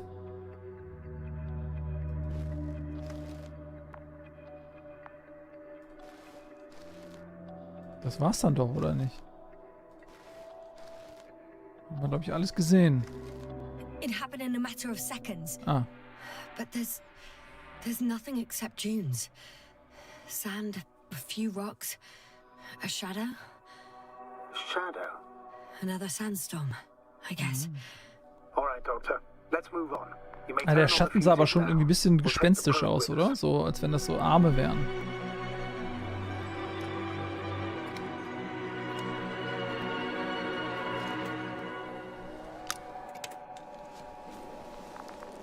Naja, okay. Good. I've got it on my radar. Now I can give commands to the probe. And? What do you see? Is it working correctly? Ja. If you run it on manual steering, sir, then it works just fine. Aha. That's exactly what I'm doing. You have a keen eye. I'll put it in auto mode. From now on, it will follow you, Doctor. Fühlt man sich direkt ein bisschen sicherer. Oh, it'd be nice to have some company.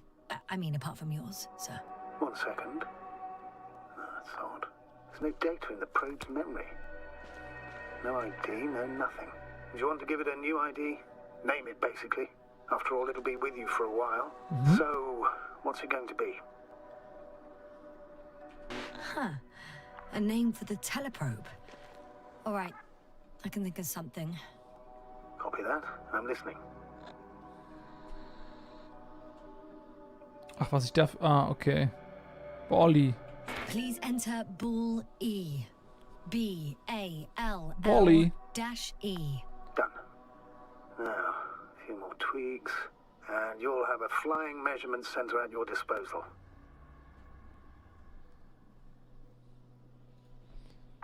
Gut, dann haben wir jetzt einen Begleiter. Das finde ich gut. Ball-E. Das ist ja so einsam hier, ne? Aber es gibt einem direkt ein gutes Gefühl. Und auch das Design von diesem Viech einfach so. Das sieht so richtig schön 60er Jahre Sci-Fi-Serie.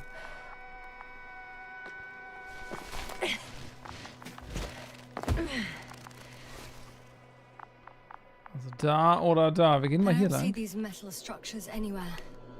The detector's measurement is very clear. I'm going straight on. No crossroads? Branches? Not yet.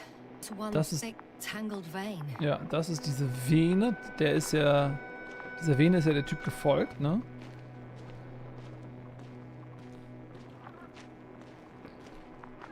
Ja. Wow.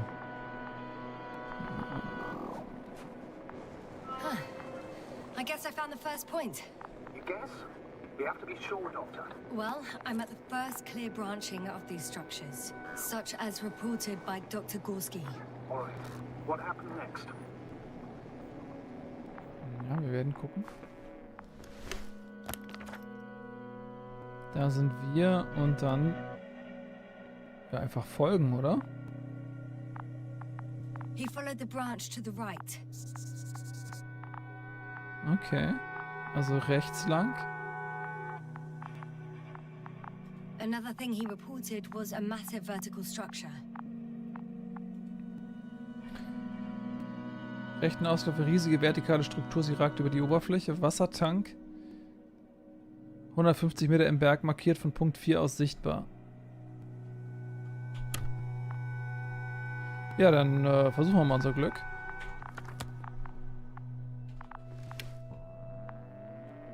Also rechts lang. Das wäre dann hier.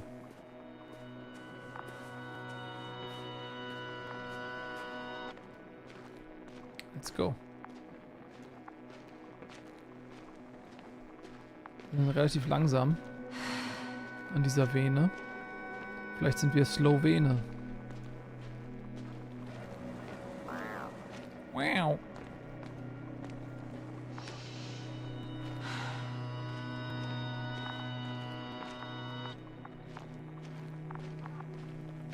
Oh, massive Struktur. The probe detected something.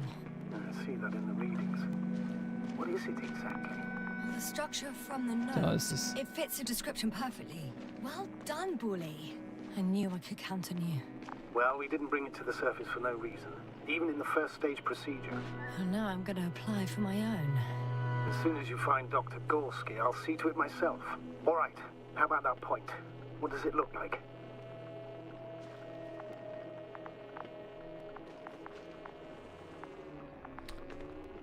Ja, warte. Mal weg.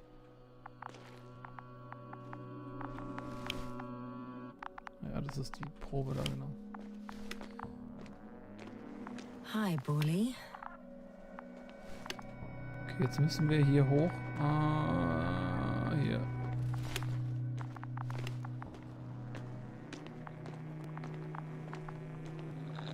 What caught the doctor's attention? Es sieht aus wie ein unterirdisches Baugerüst. Wie findet ihr denn, wie das aussieht? Ein vertikaler Block.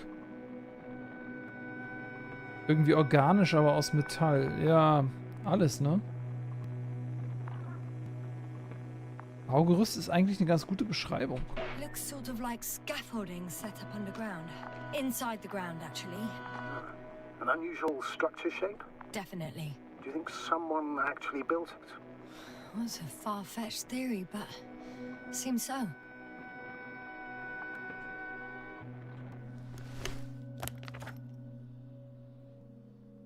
The next point, the third one, is a metal bundle running along the bottom of some water reservoir. Interesting. An object as such should be easy to locate. Kriegen wir hin. Okay. Nehmen wir mal unseren Metal Detector hier kurz. Folgen wir dieser Ader, dieser Vene.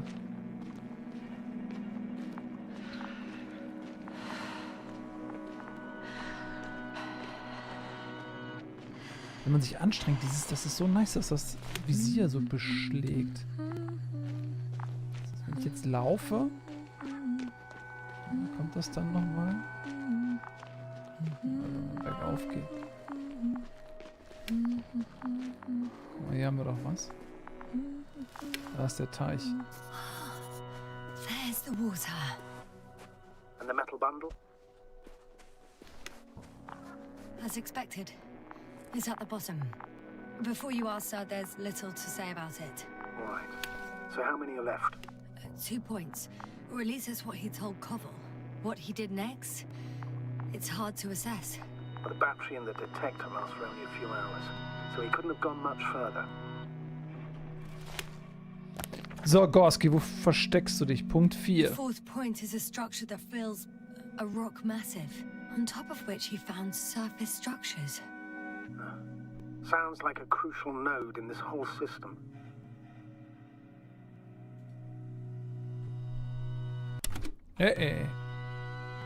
So, dann versuchen wir das mal auch zu finden. Das kriegen wir schon noch hin. Also wahrscheinlich hier lang. Hier kam er von da, hier rechts, ne? Hier geht's weiter.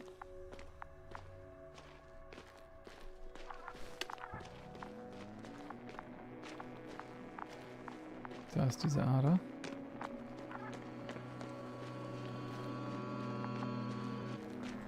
Fußabdrücke. Ja, guck mal, wir haben wieder was gefunden. Hier ist er lang gelatscht.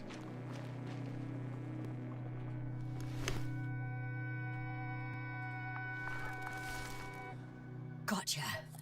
I found his tracks. Finally, some tangible evidence that he was going this way. Good. Was ist da drin? Sieht aus wie so ein gemütliches I won't be so Lagerfeuer. short, Astrogator. The next point is at a height of approximately 100 meters. Kann auch die Drohne hin. Definitely uphill. I think I'll catch up with Dr. Gorski on the other side. That wouldn't be such a bad scenario, right? Of course not. Though I wouldn't mind if we bumped into each other before the climb. I think we have the fourth point. Da oben. Ja. I confirm. It's the fourth one. I see our flag. Da müssen wir jetzt hoch. Kann das nicht die Drohne machen? Das wird ein großer Aufstieg. Erstmal gucke ich hier. Achso, warte, das ist Lava. Wow! Okay, cool.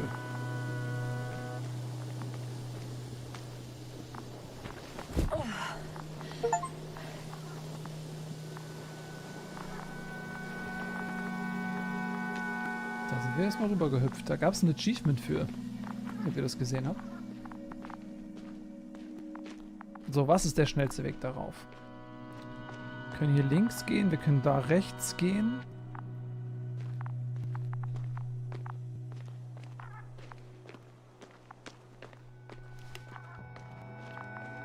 Ja, hier geht auf jeden Fall auch diese Vene lang. Also, er ist ja vermutlich diesen Weg dann auch gegangen. Dann gehen wir auch diesen Weg. Hier können wir hoch. Status? Nothing's changed, Astrogator. Understood.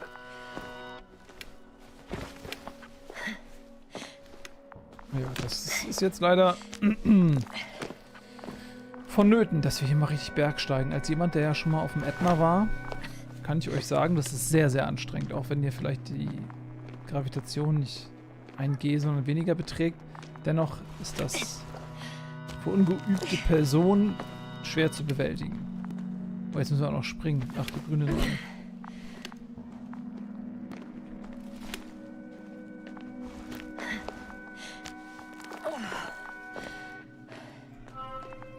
Three, two, one.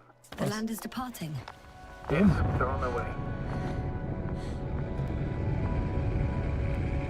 What's the plan for the second flight? The same place? That would work best. Certain, proven. When you and Dr. Gorski come back, I'll send the lander right away. Das wird doch nicht klappen. 100 Pro wird das nicht klappen. Aber jetzt nicht explodieren oder so ein Quatsch, bitte.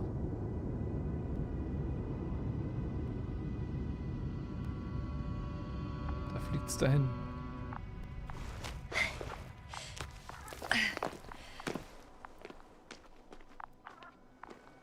Ich meine, da waren ja relativ viele Sitzplätze. Hätte man nicht vielleicht auch sagen können, wir warten, bis alle an Bord sind?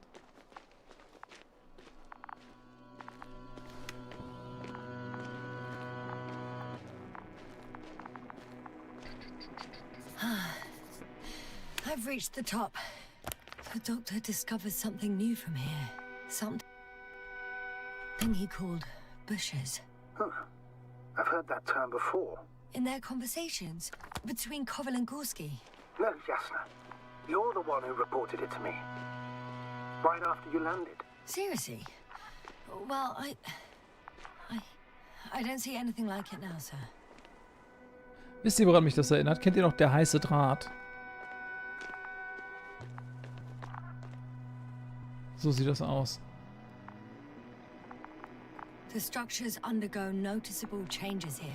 If it keeps growing at this rate, I don't know what I'll find at the end. What kind of growth are you talking about, Doctor? Depth, width, complexity level? In every aspect. Interesting. Do you think these veins lead somewhere?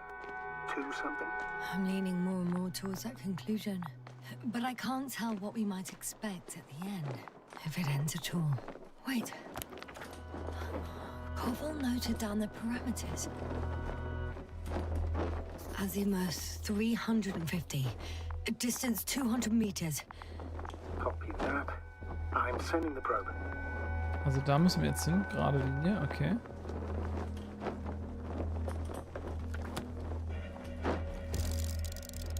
Oder sehen wir ihn vielleicht schon?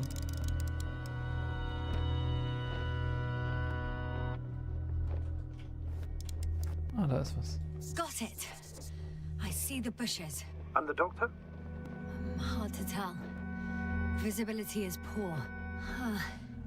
It's Okay, gonna be harder than aber das ist before. ja pflanzliches Leben. I don't know how the doctor. When it comes to finding a safe route, there won't be a problem. But you'll have to get there on your own 2 feet. I suppose the probe will carry out the first task. It's capable yet? Of course. I set the environment analysis mode. The probe will calculate the best route between your location and your destination. It'll guide you along the defined path. Okay. The calculations will only take a moment. Dann gehe ich schon mal vor. Das wird ja vermutlich hier lang sein. Oder? Da ist sie doch, die Drohne, habe ich mir doch gedacht. Hi, Bully. Lead the way. Phoebe, Raven, herzlichen Dank. Und Stino Tino I must say, für den Support. it's a clever device, this probe of ours. It couldn't fly for this long. Longer than you can stand on your feet. Sounds like the perfect research unit. Maybe even better than a human. Well, let's not exaggerate. Aha. I don't know.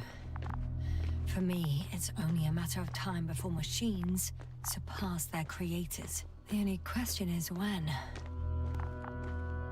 Da hat sie recht.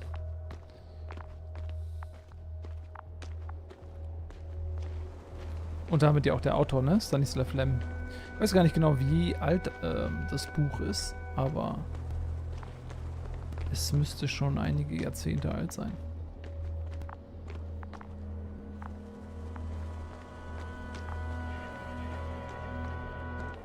Okay. Oh, we have a problem. Something Ich serious? befürchte. Maybe it's true that machines will surpass us. Jetzt müssen wir es. But Oh not Gott. today. Oh, The ah. route determined by the algorithm goes over a chasm. I can repeat the command. No. Go around. Unfortunately, this is an outdated model. Such mistakes are inevitable. But the perception module itself has already been greatly improved. Its accuracy increases exponentially. Wenn das ein outdated Model ist, dann hätten wir es nicht Can you Borley imagine nennen sollen, us, sondern Claudia Schiffer. conscientious creatures developing so quickly, sir? No, not in the course of evolution.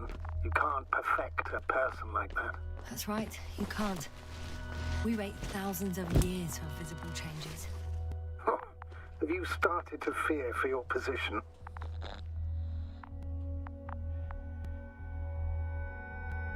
Well, everything indicates that the clear distinction between humans and robots will soon disappear. And then what?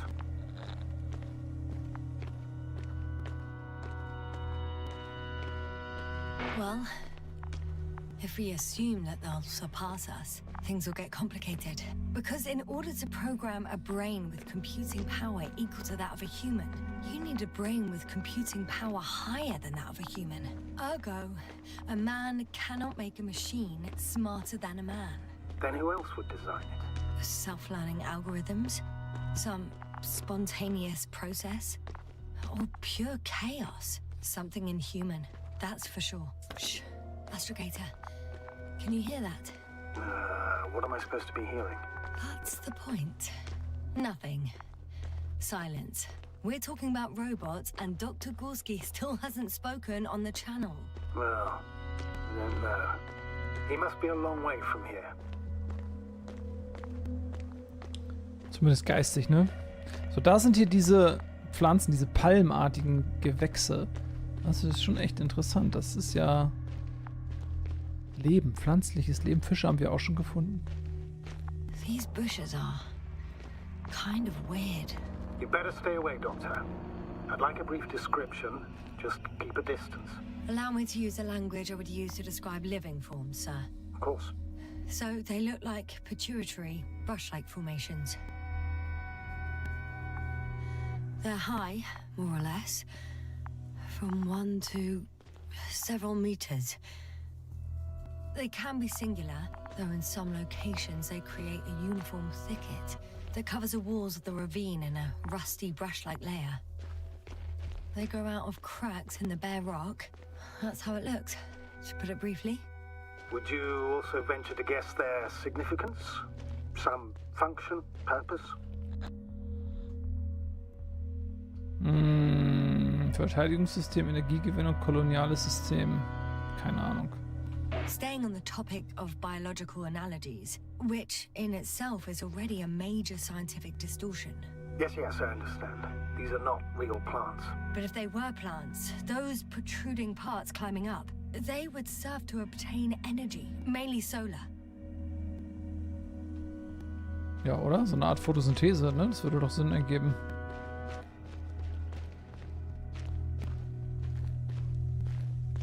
(1964) wurde der Roman veröffentlicht, den Stanislav Lem geschrieben hat. Und ich weiß nicht, ob dieser Dialog gerade eben auch mit den Maschinen, die Maschinen herstellen und so weiter, ob das dann auch alles aus dem Buch ist oder grundsätzlich von Stanislav Lem ist. Aber das ist schon eigentlich eine sehr, sehr vorausschauende Prognose, weil wir jetzt ja an einem Punkt sind, wo wir mit diesen ganzen AIs und so weiter auch diskutieren, inwiefern das für unsere Spezies sinnvoll ist oder ob es auch gefährlich ist und was ist das Potenzial. Das ist schon eigentlich eine sehr zeitgemäße Frage, die hier diskutiert wird. So, jetzt muss Well, nothing really. muss ich die anfassen. At least not in the last 5 seconds, sir. Thank you. Muss ich da jetzt durch? Hatte er nicht gesagt, ich soll mal lieber nichts berühren, aber hey, was willst du machen, ne? Wie sieht's denn hier aus? Die sind ziemlicher Cluster. Nicht, dass das uns den Anzug ruiniert. Da habe ich ein bisschen Respekt vor jetzt.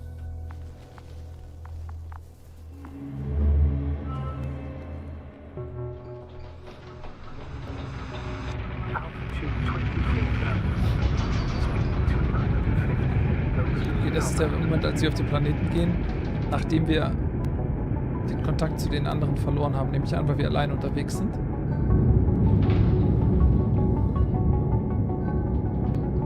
Already at 12,000. Throttle down. 30 seconds till touchdown. Everything's looking good. Over? Roger that.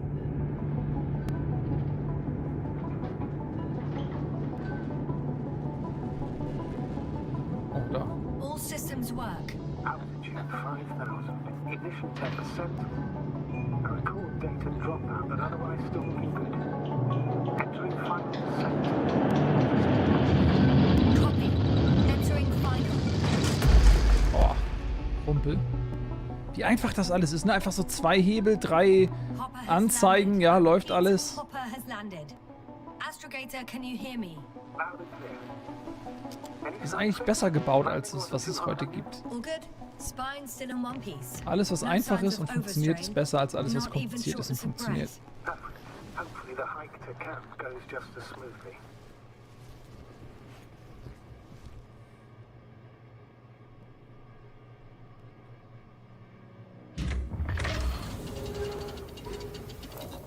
I'm going outside. Visibility? 100%. The dust has already settled. Das ist sehr präzise neben dem gelandet. So. I've located the second lander.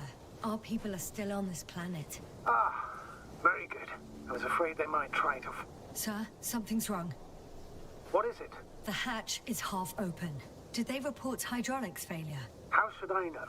You were the last person in contact with the crew, Doctor. Right. Okay, hier ist einiges schief gegangen. And? How is it? Even if they wanted to, they couldn't go back to Dragonfly. Their lander looks damaged, to put it mildly. Or more accurately, it seems like a storm has passed through it. Understood. I mean, I don't understand how it happened. But that means... Hopper is the only vehicle that can take us home. Affirmative. Right. Well, then we can't afford another mistake. I'm taking the lander into orbit. I'll send it directly to the camp as soon as we find a suitable landing zone.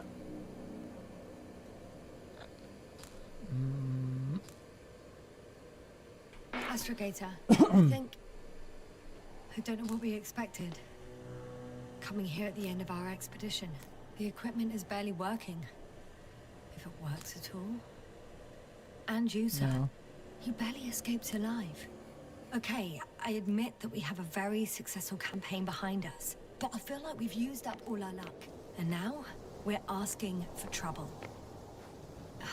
It's just one planet too many for us. Which doesn't change the fact we're here. Let's focus on completing this mission. There won't be another. Ah, hat schon recht. It better be that way. We have the right to come home at last. I'm afraid I'm unfamiliar with such a law. But there is one thing I can refer to when we find ourselves in a difficult situation. If the continuation of the mission endangers the lives of the crew, the provisions of the imprimis homini law apply. First and foremost, the safety of people is what matters. The situation is bad, Astrogator. Though it wasn't much better at the beginning of the mission. Whoever sent us here didn't care about our safety at all. Enough! Please don't put me in an even more difficult position. Rejecting a new mission and questioning the validity of the current one are two different issues. And you're one step away from disciplinary action, Doctor. Copy that. Over and out. Tja. Da sind wir uns nicht einig geworden. Gut, ich habe jetzt auch ein bisschen wenig konstruktiv jetzt hier gemault, ne? Oh, was ist das? Ich dachte gerade eher, das wäre so ein Riesenhaus, aber das ist einfach nur ein sehr quadratischer Block. Das sieht so nice aus, oder? Mit diese Wolken an. Damn, you were right, Cobble. It's beautiful here. Nice.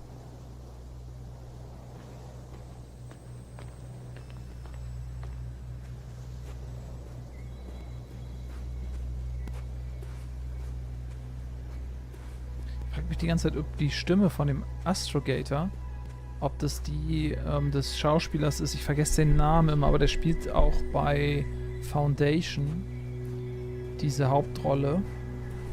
Ihr wisst 100 Pro, wen ich meine. So ein bisschen so ein leicht pockennarbiges Gesicht und so auseinanderstehende Vorderzähne. Stephen Fry spricht das? Ja, der ist nicht der, den ich meine, der heißt anders, meine ich.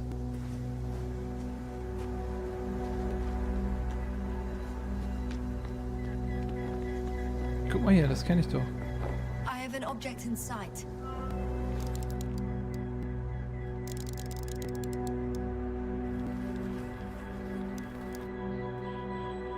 This is where they searched the ocean's biocenosis. Meaning... Oh, where they caught that fish, right? Yeah.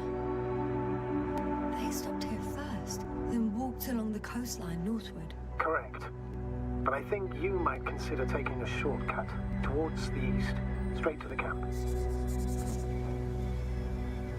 Just need to find the right route.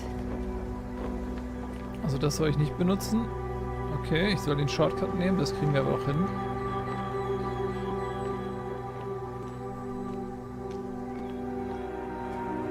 Harry Seldon, genau, so heißt der Charakter. Ich weiß aber nicht, wie der Schauspieler heißt, aber irgendwie die Stimme klingt wie der. Ich glaube, hier wird dieses, das ist es nicht. Hier wahrscheinlich. Wir sind von da gekommen, oder? Das heißt wahrscheinlich dann hier weiter. Oh ja, hier ist auch was zu finden. They stopped for a break. How do you know? Are there any signs of the crew? I found a cigarette butt and a pack. Someone was smoking here, So, they didn't give a damn about the regulations. disrupting the ecosystem. That's not the point. I understand you want to minimize the effects of our interference here, Doctor, but the mission's safety is at stake. I don't think I have to explain to you the dangers of igniting a dusty atmosphere. Preserving the integrity of Regis III's already extinct ecosystem is not a priority. Jared It's Harris. Ah, dangerous, okay. actually. Security procedures exist for humans. The rule of integrity is for the sake of everything alien to us. We shouldn't place one above the other. You're saying, yes, the mission and the safety of our people have the highest priority, always. Always? Are we really that self-righteous? Of course, Doctor. We must be the most important to ourselves, and they must be the most important to themselves, whoever they will be. In the end, the strongest will survive. Isn't that how evolution works? Not in a biological sense, Astrogator. Besides, I'm not convinced if we should interfere with everything alien to us just because we can. Doctor, interference is at the heart of human nature. Man would still be a monkey if he'd only looked at trees instead of cutting them down. Yes, we have a nasty nature. I can't argue with that. Ja, das war auf der anderen Seite weiter da hinten. Interessant, oder? Ich mag diese Diskussion. Das ist ein halbes Almost Daily hier. Auf etwas höherem Niveau, versteht sich.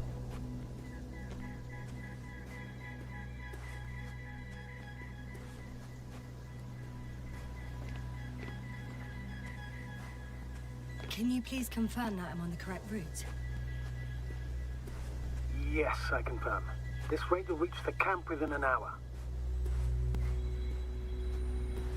Und dann, also das ist ja quasi jetzt unmittelbar vor dem Anfang des Spiels. Irgendwo kommt jetzt der Punkt, wo wir wieder den Faden verloren haben, beziehungsweise das Ende jetzt vielleicht finden, zusammenfügen.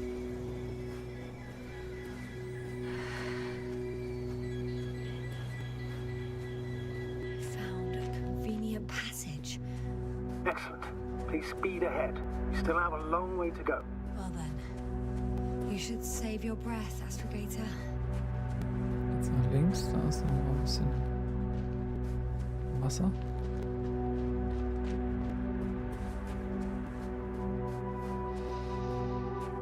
Ja, von diesen Palmen.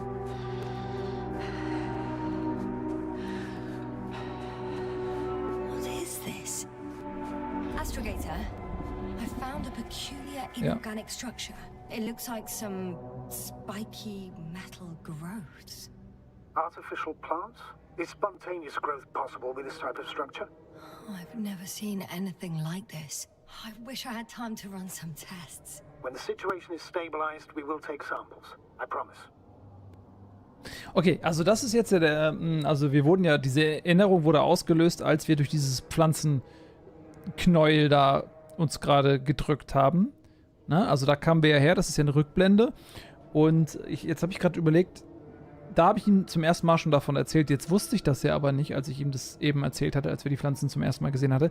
Das heißt, wir haben ihm, dem Astrogator, vorab schon davon berichtet. Und ich frage mich gerade, ob das irgendwie ein Hinweis darauf sein könnte, jetzt wie der reagiert hat. Ob der halt einfach auch Sachen vor uns zurückhält. Ja, genau, okay. Und jetzt kommen wir wieder zurück, alles klar. I feel nauseous. Suddenly, That's not it. I feel darkness.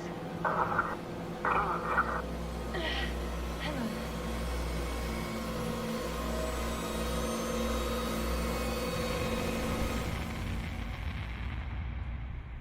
Okay. Ich dachte schon, das wäre jetzt vorbei, aber es geht noch ein Stück weiter. Jetzt fasse ich die auch noch an. Ja, und tschüss. Au. Okay. Aber das war ja nicht der Ort, an dem wir wieder aufgewacht sind. So, jetzt können wir uns einen Pfeil und Bogen bauen wahrscheinlich.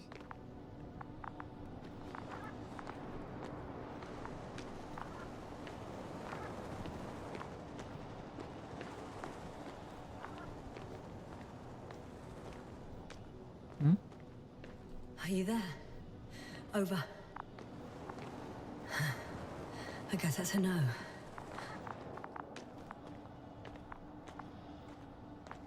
Okay. Jetzt hören wir ihn nicht mehr. Das ist auch strange, dass das mit diesem Flashback zusammenfällt, dass die Verbindung auf einmal abbricht. Das muss ja auch ein Zusammenhang... Ah, doch nicht. Ja. What's going on, sir? Astrogator? Dr. Yasna, I tried to resuscitate him, but... No, please. Koval? Dr. Krauser. How? There was nothing wrong with him. Hypervolemic shock. He bled out during the flight. I still don't understand. He wasn't hurt. His injuries must have occurred later. I found him like this when I entered Hopper. I'm sorry. It's on me. It's my fault. No, Doctor. As Commander, I take full responsibility. But it was me that left him. On my order. You're too hard on yourself, as usual. If only I... Stop it, really. Please, stop. If is a very cruel word. You don't deserve its torment. Ja. Guess I know where Gorska was going. Da wollen wir hin. Gehen wir mal da oben lang. Kommen wir da hoch. Du wolltest mir noch den... Ah, da ist das Seil. Ah, alles klar. I confirm. Gorski was here. His rope is still hanging from the slope. That's a good sign. Since he left it, he intends to come back this way. Why hasn't he yet? I'm going down after him. Tell me one thing, sir. What did you do with Crafter's body? I placed him in a cryochamber. Are you going to use a grave tapper? Yes, I'm considering that as a possibility. What is your opinion? Should we look into their heads?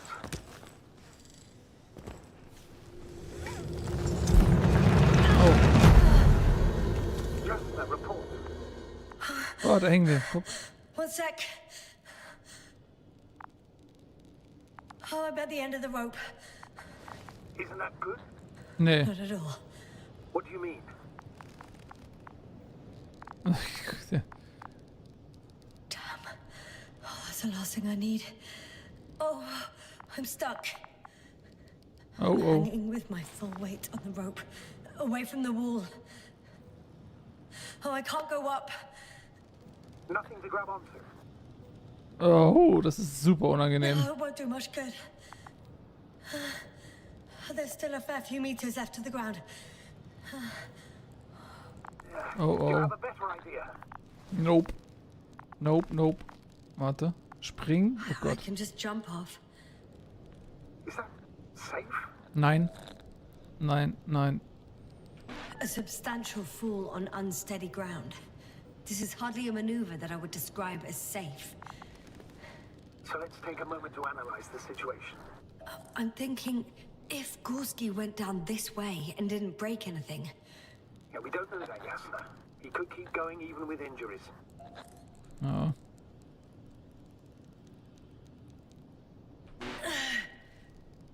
all right, so do you have another idea? Oh, will I be hanging like this until the end of time itself? There is a certain possibility, or rather uncertain, but maybe it's worth trying. I'm listening. Can you see the probe? Yes. It's flying near me. Good. If I instructed it to fly as close as possible to you, you could grab onto it. You sure it will hold me? That I cannot guarantee. Aber es wird den Flug abbremsen. All right. Let's give it a try. I'm entering the instruction. You must guide me.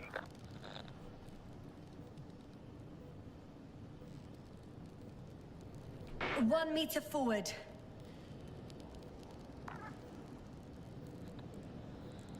Mhm.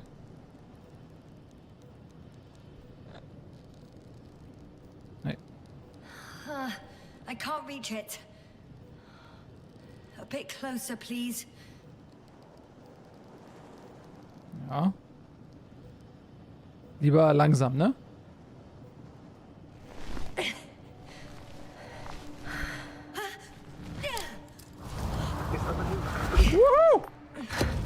You could say so.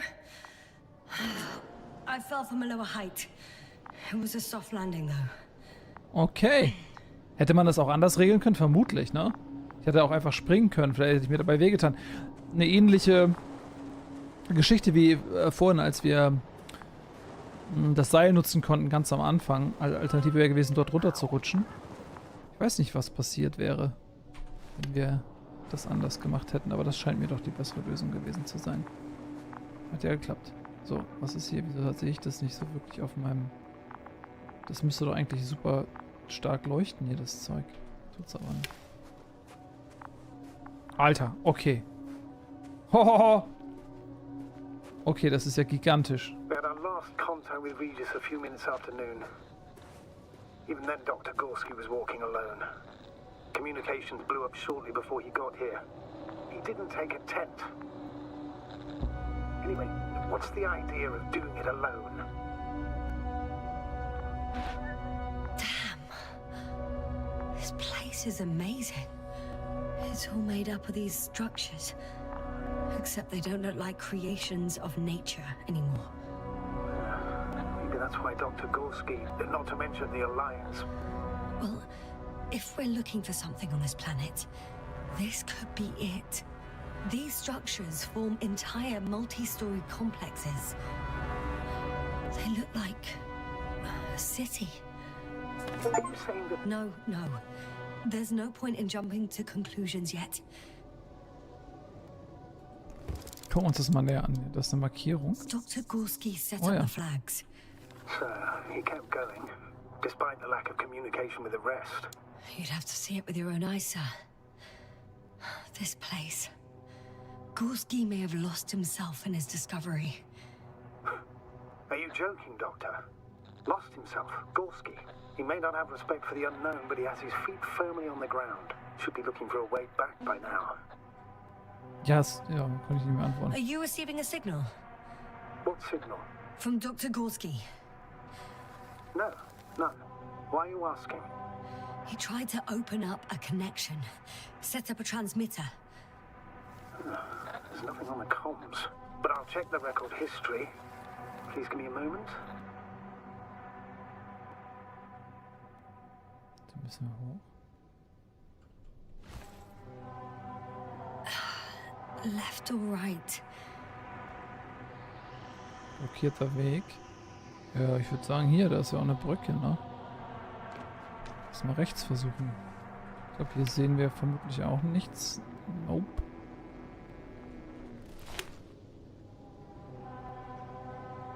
Ich versuche mein Glück hier rechts. All right. I'll try to walk this kind of bridge.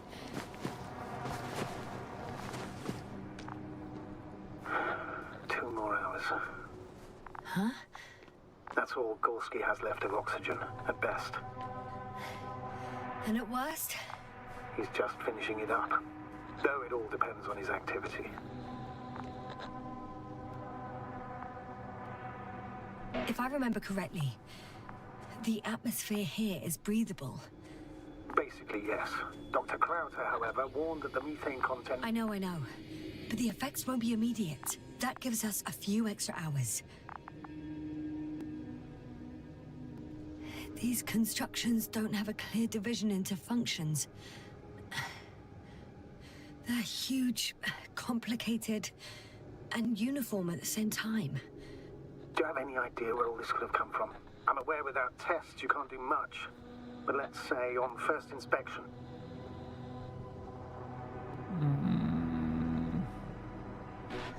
If metamorphism and other natural factors are to be excluded, there is only one conclusion.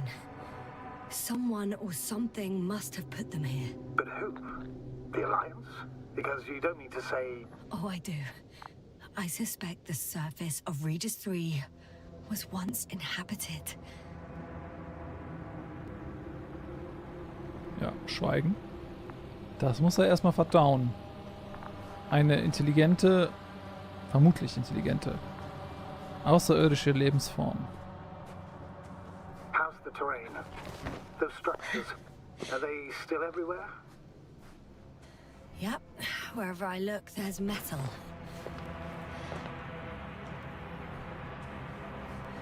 It's a bit like Pando. What? I have no idea what you're talking about, Doctor. A colony of populous tremoloids. American aspen. The new trees grow not from seeds, but from rootsuckers of old trees. As a result, it's one giant organism, thousands of years old.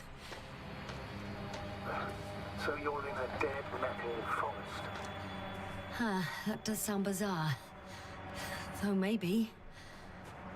Wow. Okay, werde ich hier runterbrechen, oder? Ja, mein Glück.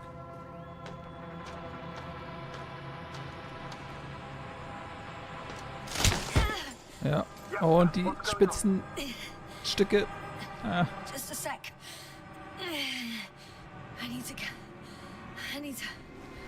need to get out. Ja. Oh Mann, das war aber, habe ich befürchtet. The load-bearing capacity of this place is difficult to Okay, predict. hier können wir einen... The structures literally collapsed beneath me. But you're fine? Yeah. Ja. So, I just need to figure out where to put my feet. das kriegen wir doch hin. Also da, wo...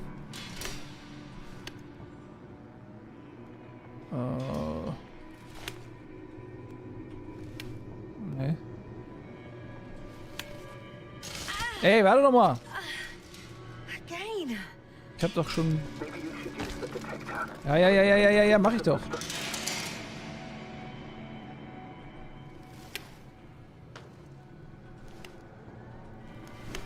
Nee, come on! The frying pan. Into a hole. Ich bin auch nicht der beste Navigator hier für sie gerade, aber... Ey, come on! Vielleicht muss ich die dunklen Stellen benutzen und nicht die hellen. Take a guess, sir. Bisschen inkompetent gerade. Ich glaube, es waren vielleicht einfach die falschen Farben, denen ich vertraut habe. I'm gonna sound like a broken record, but the oceanic forms here are similar to those on Earth. So there should be similarities on land as well. Similarities? Life, Astrogator. I still think there should be life on the surface of Regis III.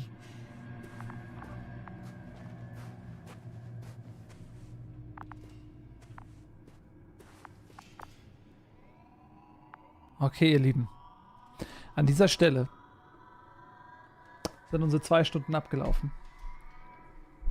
Und wir werden euch nicht spoilen, ob wir den guten Wissenschaftlerfreund hier finden, ob er lebt, ob er atmet, ob er absorbiert wurde von irgendetwas Außerirdischem. Das war The Invincible, ein Spiel nach einem Roman von Stanislav Lem aus den 60er Jahren. Das Ganze ist eine Kooperation mit 11 Bits und ich habe mich sehr, sehr gefreut über die Anfrage, weil ich das Spiel natürlich sowieso auf dem Schirm hatte und eventuell auch noch durchspielen werde. So für mich vielleicht auch nur privat, weil ich will natürlich wissen, wie es weitergeht. In jedem Fall muss ich mir das Buch jetzt mal runterladen. wenn ihr Lust habt, das Spiel weiterzuspielen, und ich habe euch jetzt hier einen schönen Cliffhanger gebaut, dann könnt ihr das noch für 20% Rabatt erwerben auf Steam. Entweder ihr geht über mein Panel, hier einfach auf Twitch, da gibt ja diese Kanalseite von mir und da ist ein Panel, einfach draufklicken, oder hier im Chat auf den Bot und dann kommt ihr direkt auf die Seite und könnt diese 20% direkt einlösen. Die gibt es noch ein paar Tage. Mir macht das echt Spaß. Ich liebe solche Spiele. Ich bin ein absoluter Sci-Fi-Nerd und ich mag die Story. Es ist super geheimnisvoll. Ich finde die Umsetzung so als Spiel, und ich sage es nicht, weil es ein Koop ist, sondern dann würde ich gar nichts dazu sagen, aber weil ich es wirklich finde, ich mag total diese Bildsprache, wie die ganzen Instrumente, diese Kapseln, der Helm, das Interface mit dieser Map und so. Das finde ich sehr, sehr gut gelöst. Es ist total stimmungsvoll, minimalistisch. Und man will einfach nur diesem Geheimnis auf die Schliche kommen. Was hat es mit diesen Strukturen auf sich? Was ist mit unseren Crewmitgliedern passiert? Warum ist deren Gehirn offensichtlich so resettet und auf Null gesetzt, ausgesaugt regelrecht? Ich will das alles in Erfahrung bringen. Und wenn ihr das auch wollt, dann holt euch das Spiel. Vielen Dank fürs Zusehen. Wenn ihr es auf YouTube schaut, freue ich mich wie immer über Kommentare zum Spiel. Und was ihr glaubt, was das Geheimnis ist. Macht's gut, Leute. Tschüss und auf Wiedersehen. Sometimes I think you're gonna take off without me, sir.